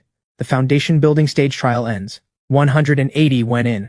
175 come out. 5 did not make it. My stomach tightens. If foundation building cultivators can fall in there, this trial is no joke. A battered foundation building cultivator calls out his results to the judging elder. Main peak disciple Jiang Yunfan, 10 shadow wolf kings eliminated. Kuiwei peak disciple Fang Zhang, 3 shadow wolf kings. Jiang Yunfan takes first place with the most profound grade spirit crystals and is awarded 1 pill dregs essence. Now it is our turn. The Chi cultivation stage disciples. The top foundation building prize is just 1 low-grade pill dregs essence. I almost roll my eyes. What a cheap sect, handing out garbage as a first-place reward. Wei speaks up next to me in that tone that gets on my nerves. A low-grade pill dregs essence is still priceless. Foundation building masters across the southern region would kill for one. From what he says, the thing is basically a failed pill. Less than 10% of its intended potency, and loaded with pill toxins. Utterly useless. Right then, the judging elder's voice booms across the field. Chi cultivation disciples, enter the canyon. At the signal, over 1,000 disciples surge forward like a flood, swarming in like ants. A few show-offs, clearly stage 9 or above, glide in on flying swords. One of them is Rex, son of Crimson Skycliff's head elder, cold-faced, riding his flying sword with Ren, the same Ren I recently beat in a match, cradled in his arms. 2 stage 9 lackeys trail behind them. Strangely, none of these 4 even glance at the spirit beasts in the canyon. Their eyes are locked onto our Qingxuan peak group. Ren scans the crowd, and finally spots me. There. She points, voice sharp as a blade. The next second, 4 streaks of sword light shoot straight at me. The moment I step into the canyon, the shadow wolves scatter like they have seen a ghost, bolting in every direction. They are just livestock the sect raises for this. When the time comes, they get culled. Zane, slow down, wait for me, Lyra shouts from behind, straining her voice. No time, rankings are on the line. I hit every wolf I see, moving so fast I am almost flying. Then a voice cuts through, one that makes my skin crawl. Zane. I stop dead. I turn. Of course. It is Ren. She drapes herself over Rex like she has no spine, their flying sword hovering in midair, looking down at me. Above, 1 peak chi cultivator, 2 at stage 9. On the ground, over 100 Crimson Skycliff disciples close in fast, boxing me in on all sides. Lyra takes one look at this and turns and runs. Not even a word. Rex descends on his flying sword, a smile that does not reach his eyes. Zane, heard you have a 5-element trash route and still made it to stage 6. Come here, let me take a look. I think someone made a mistake. I have the breath concealment art active, holding my cultivation level at stage 6. I watch him close the distance step by step. I back away, every step showing pure reluctance. Rex's smile turns colder. Relax, Ren is mine, but you beat her fair on the stage. No hard feelings. Then his tone shifts. He finally shows his hand. Hand over whatever treasure you are carrying, and I will consider letting you walk away. So that is it. He thinks I am hiding some great treasure, one that does not even exist. I give a slow, obedient nod, and the moment they think I am about to comply, I run. I push the phantom step to its absolute limit. My figure vanishes into a blur, leaving only after images. After him! Rex's furious voice erupts behind me, but even on flying swords they can only watch helplessly as my shadow vanishes into the trees. Before long, they lose me completely. I sprint through the forest and duck into a cave. This was a shadow wolf den, but I have already driven them all out. I set up the only array I have at the entrance, the chi suppression array. Anyone inside is invisible from outside. A mere stage 6. How is he running like a ghost? 2 stage 7, Crimson Skycliff disciples sweep through the area and stop right near the cave entrance. Forget it. Guy clearly has some powerful treasure. Even if we caught him, we would never see a share. The other one shrugs. There is a cave over there. Let us go clear some wolves and pad our rankings. Perfect. Fish on the hook. The moment they step into the chi suppression array, what they see is me, already holding my spirit sword high. A flash of light. Neither of them has time to react. Both drop, critically wounded. I quickly strip them of everything, then toss the bodies just outside the array. Done. Fresh bait. I wait inside the array, eyes cold, with a very bold plan. Use these 2 bodies as bait to lure in more Crimson Skycliff disciples. One comes in, one goes down. 2 days in, the pile of remains outside has grown into a small hill. The stench draws in a steady stream of shadow wolves too. I sit there like a patient fisherman, fishing for disciples, clearing wolves on the side. 20 shadow wolves down. As for Crimson Skycliff disciples, I stop counting. To keep my identity hidden, I put on the Phantom's mask. 3 more days pass. The stench from the pile finally starts getting to me too. Reluctantly, I shut it down. Over 300 profound-grade spirit crystals should be enough for a top ranking. I check my storage pouch, loaded. Most of it stripped from those unlucky disciples. Meanwhile, Rex has been sending people out, and none of them have come back. They could not have. A stage 9 cultivator whispers to Rex, voice full of dread. What could a stage 6 possibly do to us? Rex sounds tough, but his face has gone pale. And now, the shadow wolves in the canyon are launching a relentless counterattack. He is already overwhelmed. What is going on? How do so many people in this trial know how to use stealth arrays? Rex swears out loud, fuming. Word is some idiot was selling array diagrams at dirt cheap prices before the trial started. Completely threw everything off. Watch out! Right then, a peak profound grade shadow wolf king lunges straight at him. Rex panics and rockets into the air on his flying sword. Then a dozen more peak profound grade wolves close in from every direction, far too many for 3 people to handle. His 2 lackeys take to the air as well. Only Ren, left behind to collect crystals, is stranded on the ground. Help me! Help me! Ren's desperate scream cuts the air. Rex glances back. Then he looks down at the dense carpet of wolves below, their eyes glowing green in the dark. He steels himself and shouts coldly, "Hold on, Ren, I am going to get help." And just like that, he flies away without looking back. The Wolf King zeroes in on Ren's scream. Its crimson tongue drips with saliva as it lunges, razor fangs carving a deep gash across Ren's face. She screams in agony. But the wolves have already closed in around her. Then, she rips a bronze bell from her storage pouch and floods it with chi. The bell expands instantly, sealing her inside. No matter how hard the wolves tear at it, they cannot crack the spirit treasure's defense. Are we really just leaving Ren behind? One lackey asks, shaken. Lost interest in her a long time ago. Not worth the risk. But her talent is exceptional. If Master Sky blames us, what does talent matter? Rex cuts him off. Does she have a father like mine? He gives his orders. You two, guard the exit. Rob every low-level disciple who comes out, 1 crystal each. then go find Zane. More than the robbery, what Rex truly wants is the great treasure he thinks I am hiding. But after circling the entire canyon on his flying sword, he cannot find even a trace of me. Instead, another figure catches his eye. A young woman in main peak disciple robes, alone, her posture graceful and poised. Rex hovers before her. Travel with me, and I will make sure your ranking comes out on top. Her gaze turns to ice. Her sword flies out of its sheath. Oh? Doing this the hard way. Rex's expression darkens. He unleashes the full pressure of his peak chi cultivation, but the young woman does not flinch at all. Her sword blazes with light and meets him head-on. Even more shocking, her body splits into countless light forms, the complete stellar phantom sword art. Rex stops holding back. He strikes with everything he has, a blow that should kill anyone at his level. But somehow it cannot even break through her body shield chi, and after tanking that hit, the young woman's aura surges dramatically. She too reaches peak chi cultivation. What kind of trick is that? Rex stumbles back, frantically stuffing pills into his mouth. The young woman gives him no room to breathe. She presses forward like a storm, eye shot with red. She has entered a killing frenzy. You will pay for this. The two clash in an intense standoff. I follow the sound of clashing swords and slip closer. One ghost-faced mask, a body radiating lethal intent. The young woman spots me as if she has found her savior. He is from Crimson Skycliff. Do something. By now, rumors of the ghost-face hunter targeting Crimson Skycliff disciples have spread all over the canyon. I take one look at the situation. Two peak chi cultivation cultivators, way out of my league. I turn and walk away without hesitation. About 20 zhang back I stop. I pull out my crossbow from the storage pouch, draw the string, knock the arrow, and let my spiritual sense lock onto Rex's chi signature. The moment Rex leaps high into the air, winding up for his ultimate strike, whoosh! The arrow tears through the air and hits Rex square in the backside. Rex lets out a blood-curdling shriek. He whips around and sees me. Pure rage. A lousy stage 6, and you dare ambush me? His fury shifts targets instantly. He abandons the young woman and charges at me like thunder. A savage burst of sword chi rips through the air from 20 zhang away, and shatters my body shield chi in an instant. Peak chi cultivation is no joke. Even with my true cultivation at the peak of stage 8, I have no chance in a straight fight. Rex is on me in a heartbeat. Another slash, clang!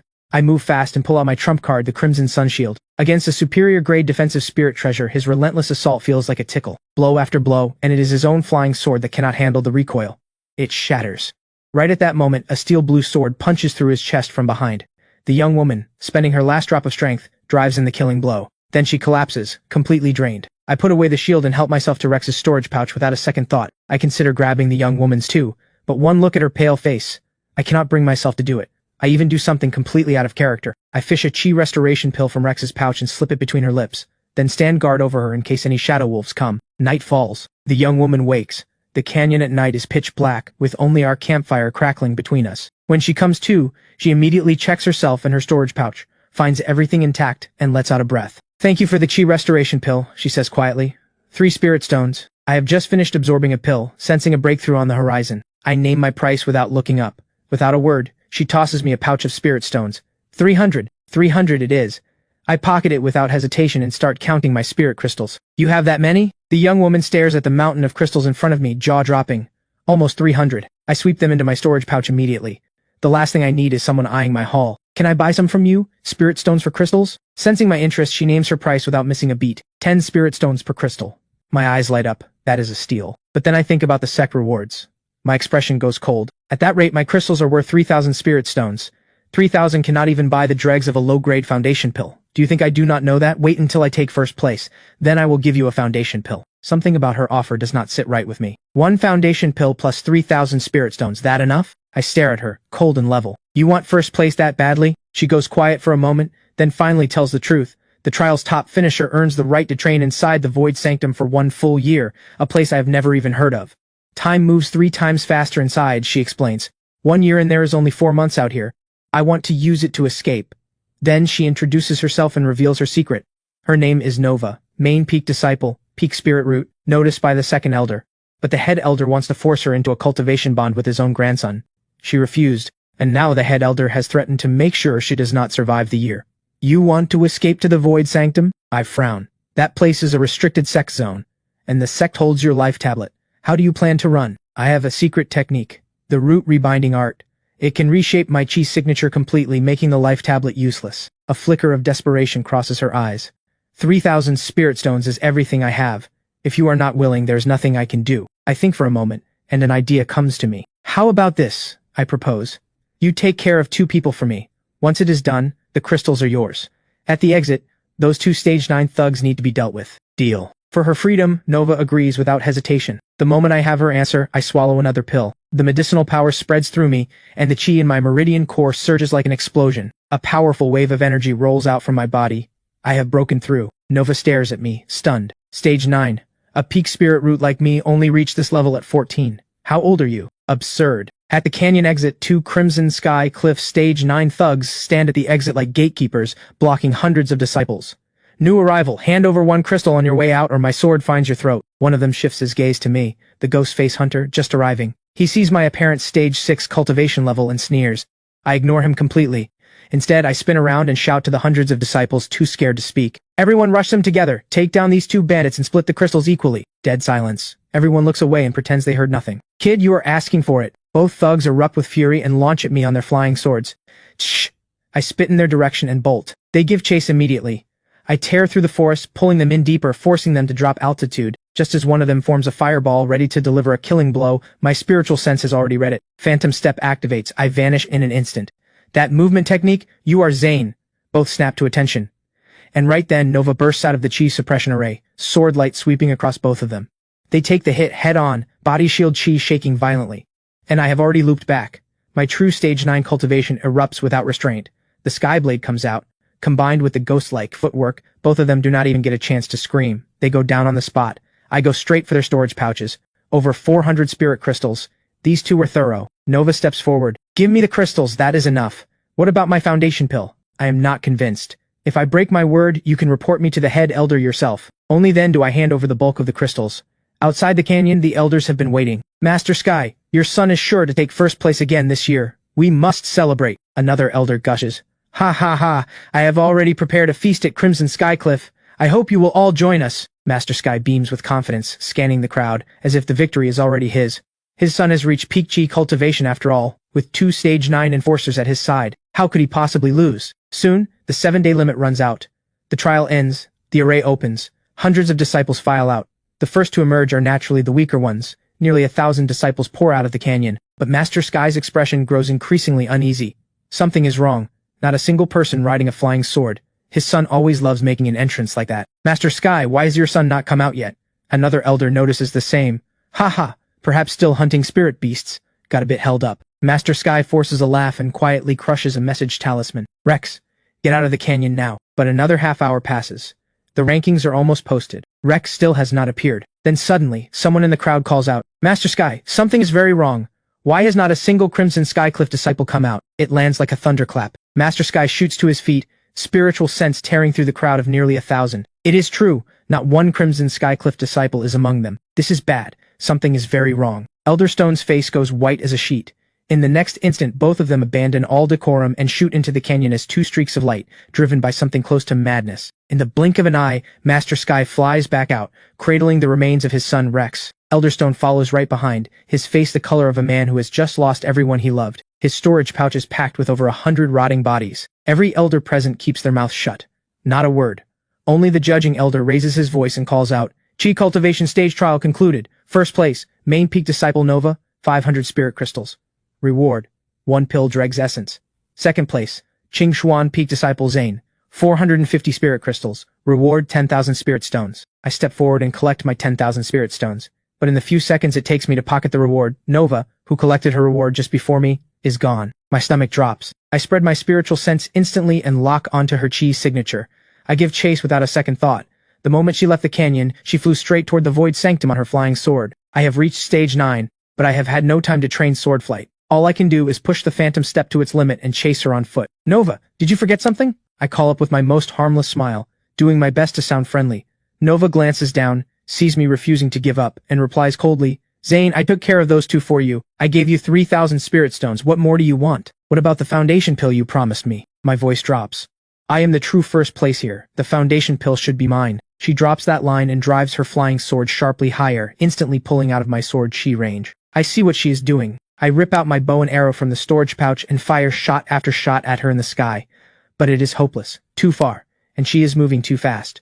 Every arrow falls short. I can only watch, helpless, as she flies into the void sanctum and glides through the guardian array with her first place token like it is nothing. By the time I reach the barrier, my token is completely useless. This place only recognizes the champion. Inside the array, Nova touches down safely. She turns to look at me, a shameless grin spreading across that impossibly beautiful face.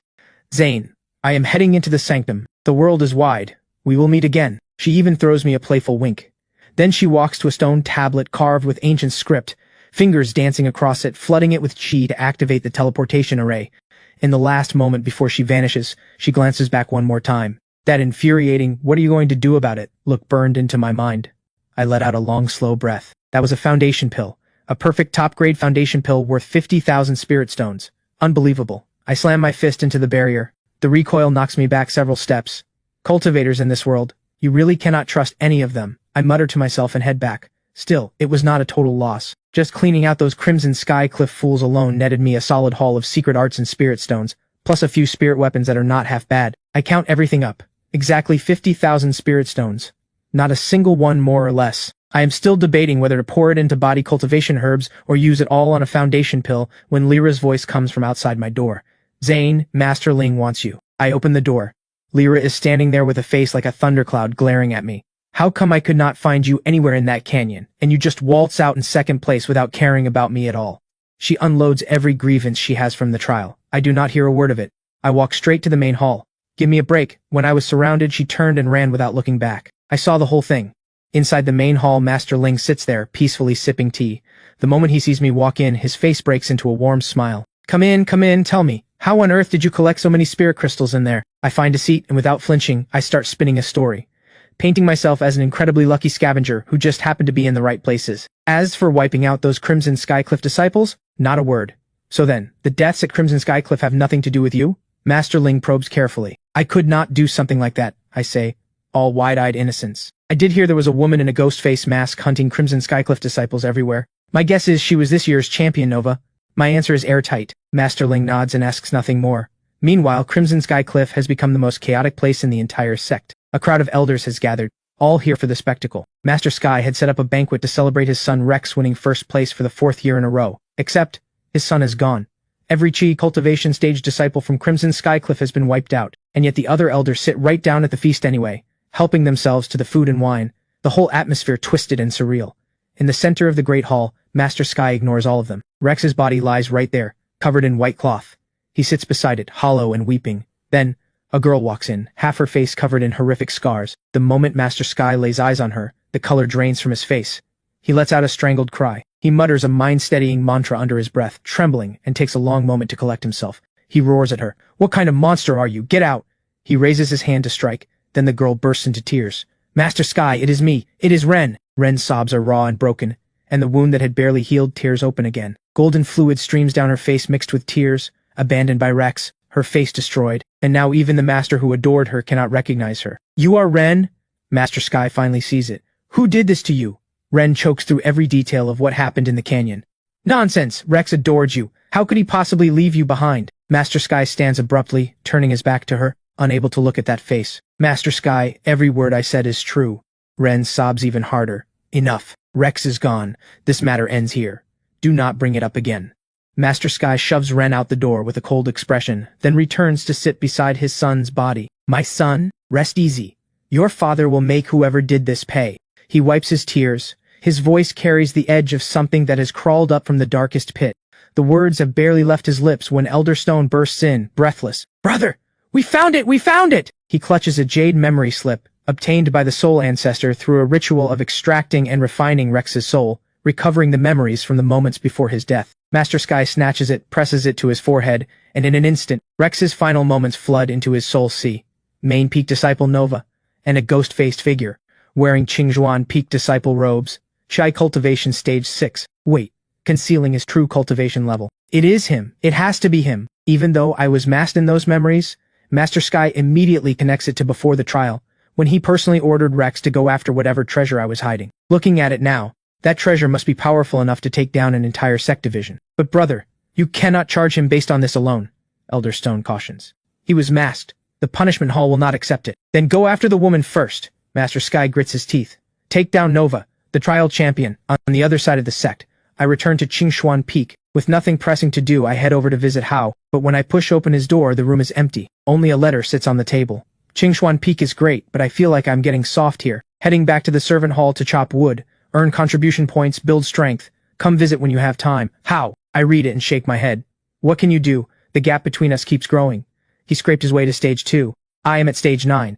That suffocating distance must be crushing for him. Once I have handled everything that needed doing, I throw myself into training, sword flight practice. Time slips by, winter fades, and spring arrives. I can now ride my flying sword with ease. I head to Moss's herb garden and hand over 3 pouches of rare seeds, worth 50,000 spirit stones, and reinforce the garden's array while I am at it. These spirit plants are what I am counting on for the next year. They cannot afford to fail. Once all of that is done, I fly over to the mission board. These past few months my cultivation has reached the peak of stage 9, one step away from foundation building. All I need is another 50,000 spirit stones for a foundation pill, and I will cross that threshold. Good timing. There is a guard mission posted. A large city west of the Sect is hosting a major auction and urgently needs 10 strong cultivators to keep order.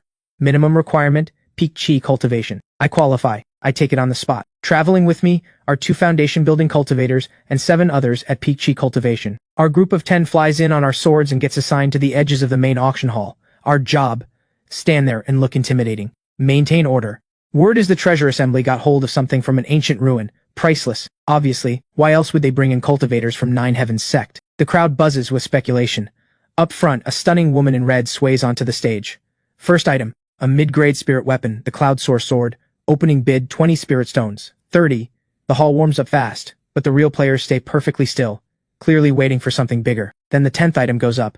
A spectator shoots to his feet. All 10 of us guards lock our spiritual sense onto him instantly. That is a flesh-mending pill, he cries out. A grade 3 healing pill that can rebuild flesh and restore bone. The moment it appears, not just the crowd, even I feel my pulse quicken.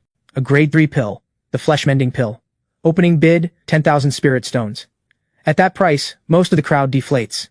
In the end, a wandering foundation building cultivator takes it for 18,000. The 11th item, the flesh-mending pill formula. Opening bid, 6,000 spirit stones. My mind jumps, they are selling the recipe too? The formula has a self-destruct seal. Once opened, it burns itself to ash within 3 breaths. Only a cultivator with exceptional spiritual sense could memorize it in time.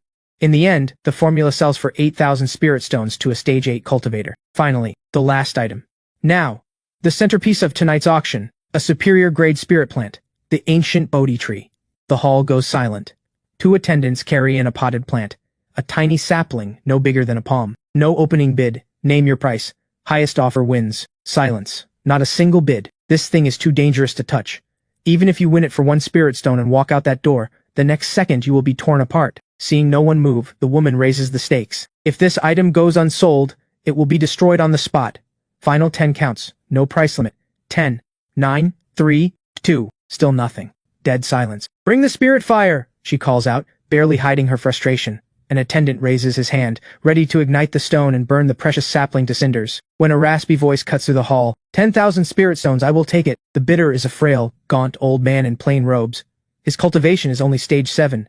He is hunched over, his voice nearly gone. The woman in red forces a smile. Congratulations! The ancient Bodhi tree goes to you. Wait, the old man speaks again. I have one condition. Please go ahead. One of these 10 Nine Heavens Sect disciples. I need one to escort me safely. In return, I will offer 20,000 spirit stones as thanks. Clever old man. But all 10 of us exchange glances. Nobody is that naive. Escorting him right now is basically walking into a trap. Seeing no one volunteer, the old man waves his hand and turns to leave. Very well. It seems this was not meant to be. Wait, I will escort you. I step forward. Are you serious? A foundation-building cultivator beside me scoffs. Hey, fortune favors the bold. I know exactly what I am doing. Normal missions earn barely a handful of spirit stones a day. I am broke and I am running out of time. If I do not take this risk, foundation building will stay a dream. The hermit studies me for a moment. My eyes are clear. I look honest enough. He gives a slow nod. Deal. He tucks the ancient Bodhi tree against his chest and follows close behind me. We leave the auction quickly. We are barely out the door when countless chi signatures lock onto us. Without a word, I launch onto my flying sword and take the old man with me at full speed. Whoosh! A flying sword skims past my neck, nearly slicing my throat. My spiritual sense had read it just in time. I barely dodge. Not bad, kid. A foundation-building cultivator grins and closes in. I dive straight into the forest below, weaving through the trees at high speed. A brutal test of spiritual sense and reflexes. Sure enough, the foundation-building cultivator slows dramatically. But above, a group of stage 9 cultivators in matching uniforms pin us with a tracking compass, refusing to let go. Then, the hermit bites his finger and pulls out a talisman, drawing on it right there, bold and swift. Demons, be gone! The talisman flies out, erupting into a roaring fireball that blasts apart in the air, scattering the pursuers above. Then, he pulls out another talisman, draining every last drop of his chi, and draws a golden protection talisman. Boom. The foundation-building cultivator slams face first into the golden barrier and gets launched away. By the time I look back, the foundation-building cultivator has vanished completely. The hermit draws one final talisman, masking both our chi signatures entirely. We fly and weave until we finally reach a hidden valley. Come in, sit down. Inside the cave, the hermit brews tea and slides a storage pouch across to me. This is the 20,000 spirit stones I promised. Then he produces a written contract. This is a binding spirit contract. If you write a vow to never reveal the secrets of this place, I will give you an additional gift. I write down the vow without hesitation and add the clause he requests. I will not enter this place again, unless invited by the hermit himself. Then I press a drop of my own life essence into the contract. He tells me that breaking this oath means losing my cultivation, or death. What is this gift you mentioned? The hermit leads me out of the cave and into a herb garden. Follow exactly in my footsteps. One wrong step and you die. He points to several ancient-looking spirit plants and asks, "Do you know what these are?" I shake my head. These are the four-leaf spirit heart herb, the golden body fruit, and the jade marrow leaf, all over 100 years old. Taken together, their combined effect far surpasses any foundation pill. If you want them, take them. His tone is generous, but his eyes are full of reluctance. These are for me? I am stunned. If not you, I will never get to use them. A shadow of sorrow falls across his face. I have tended to them for 100 years. My lifespan is nearly gone, and my cultivation has only ever reached stage 7. I spent half my life chasing foundation building, and still came up empty. I take the 3 spirit plants and slip them into my pouch, feeling complicated about it. Now look over there. The hermit gestures toward the vast spirit field beyond. My life's work is right here. If you can extend my lifespan by 100 years, all of it is yours. I scan the field. The plants are ancient, their medicinal power concentrated and pure.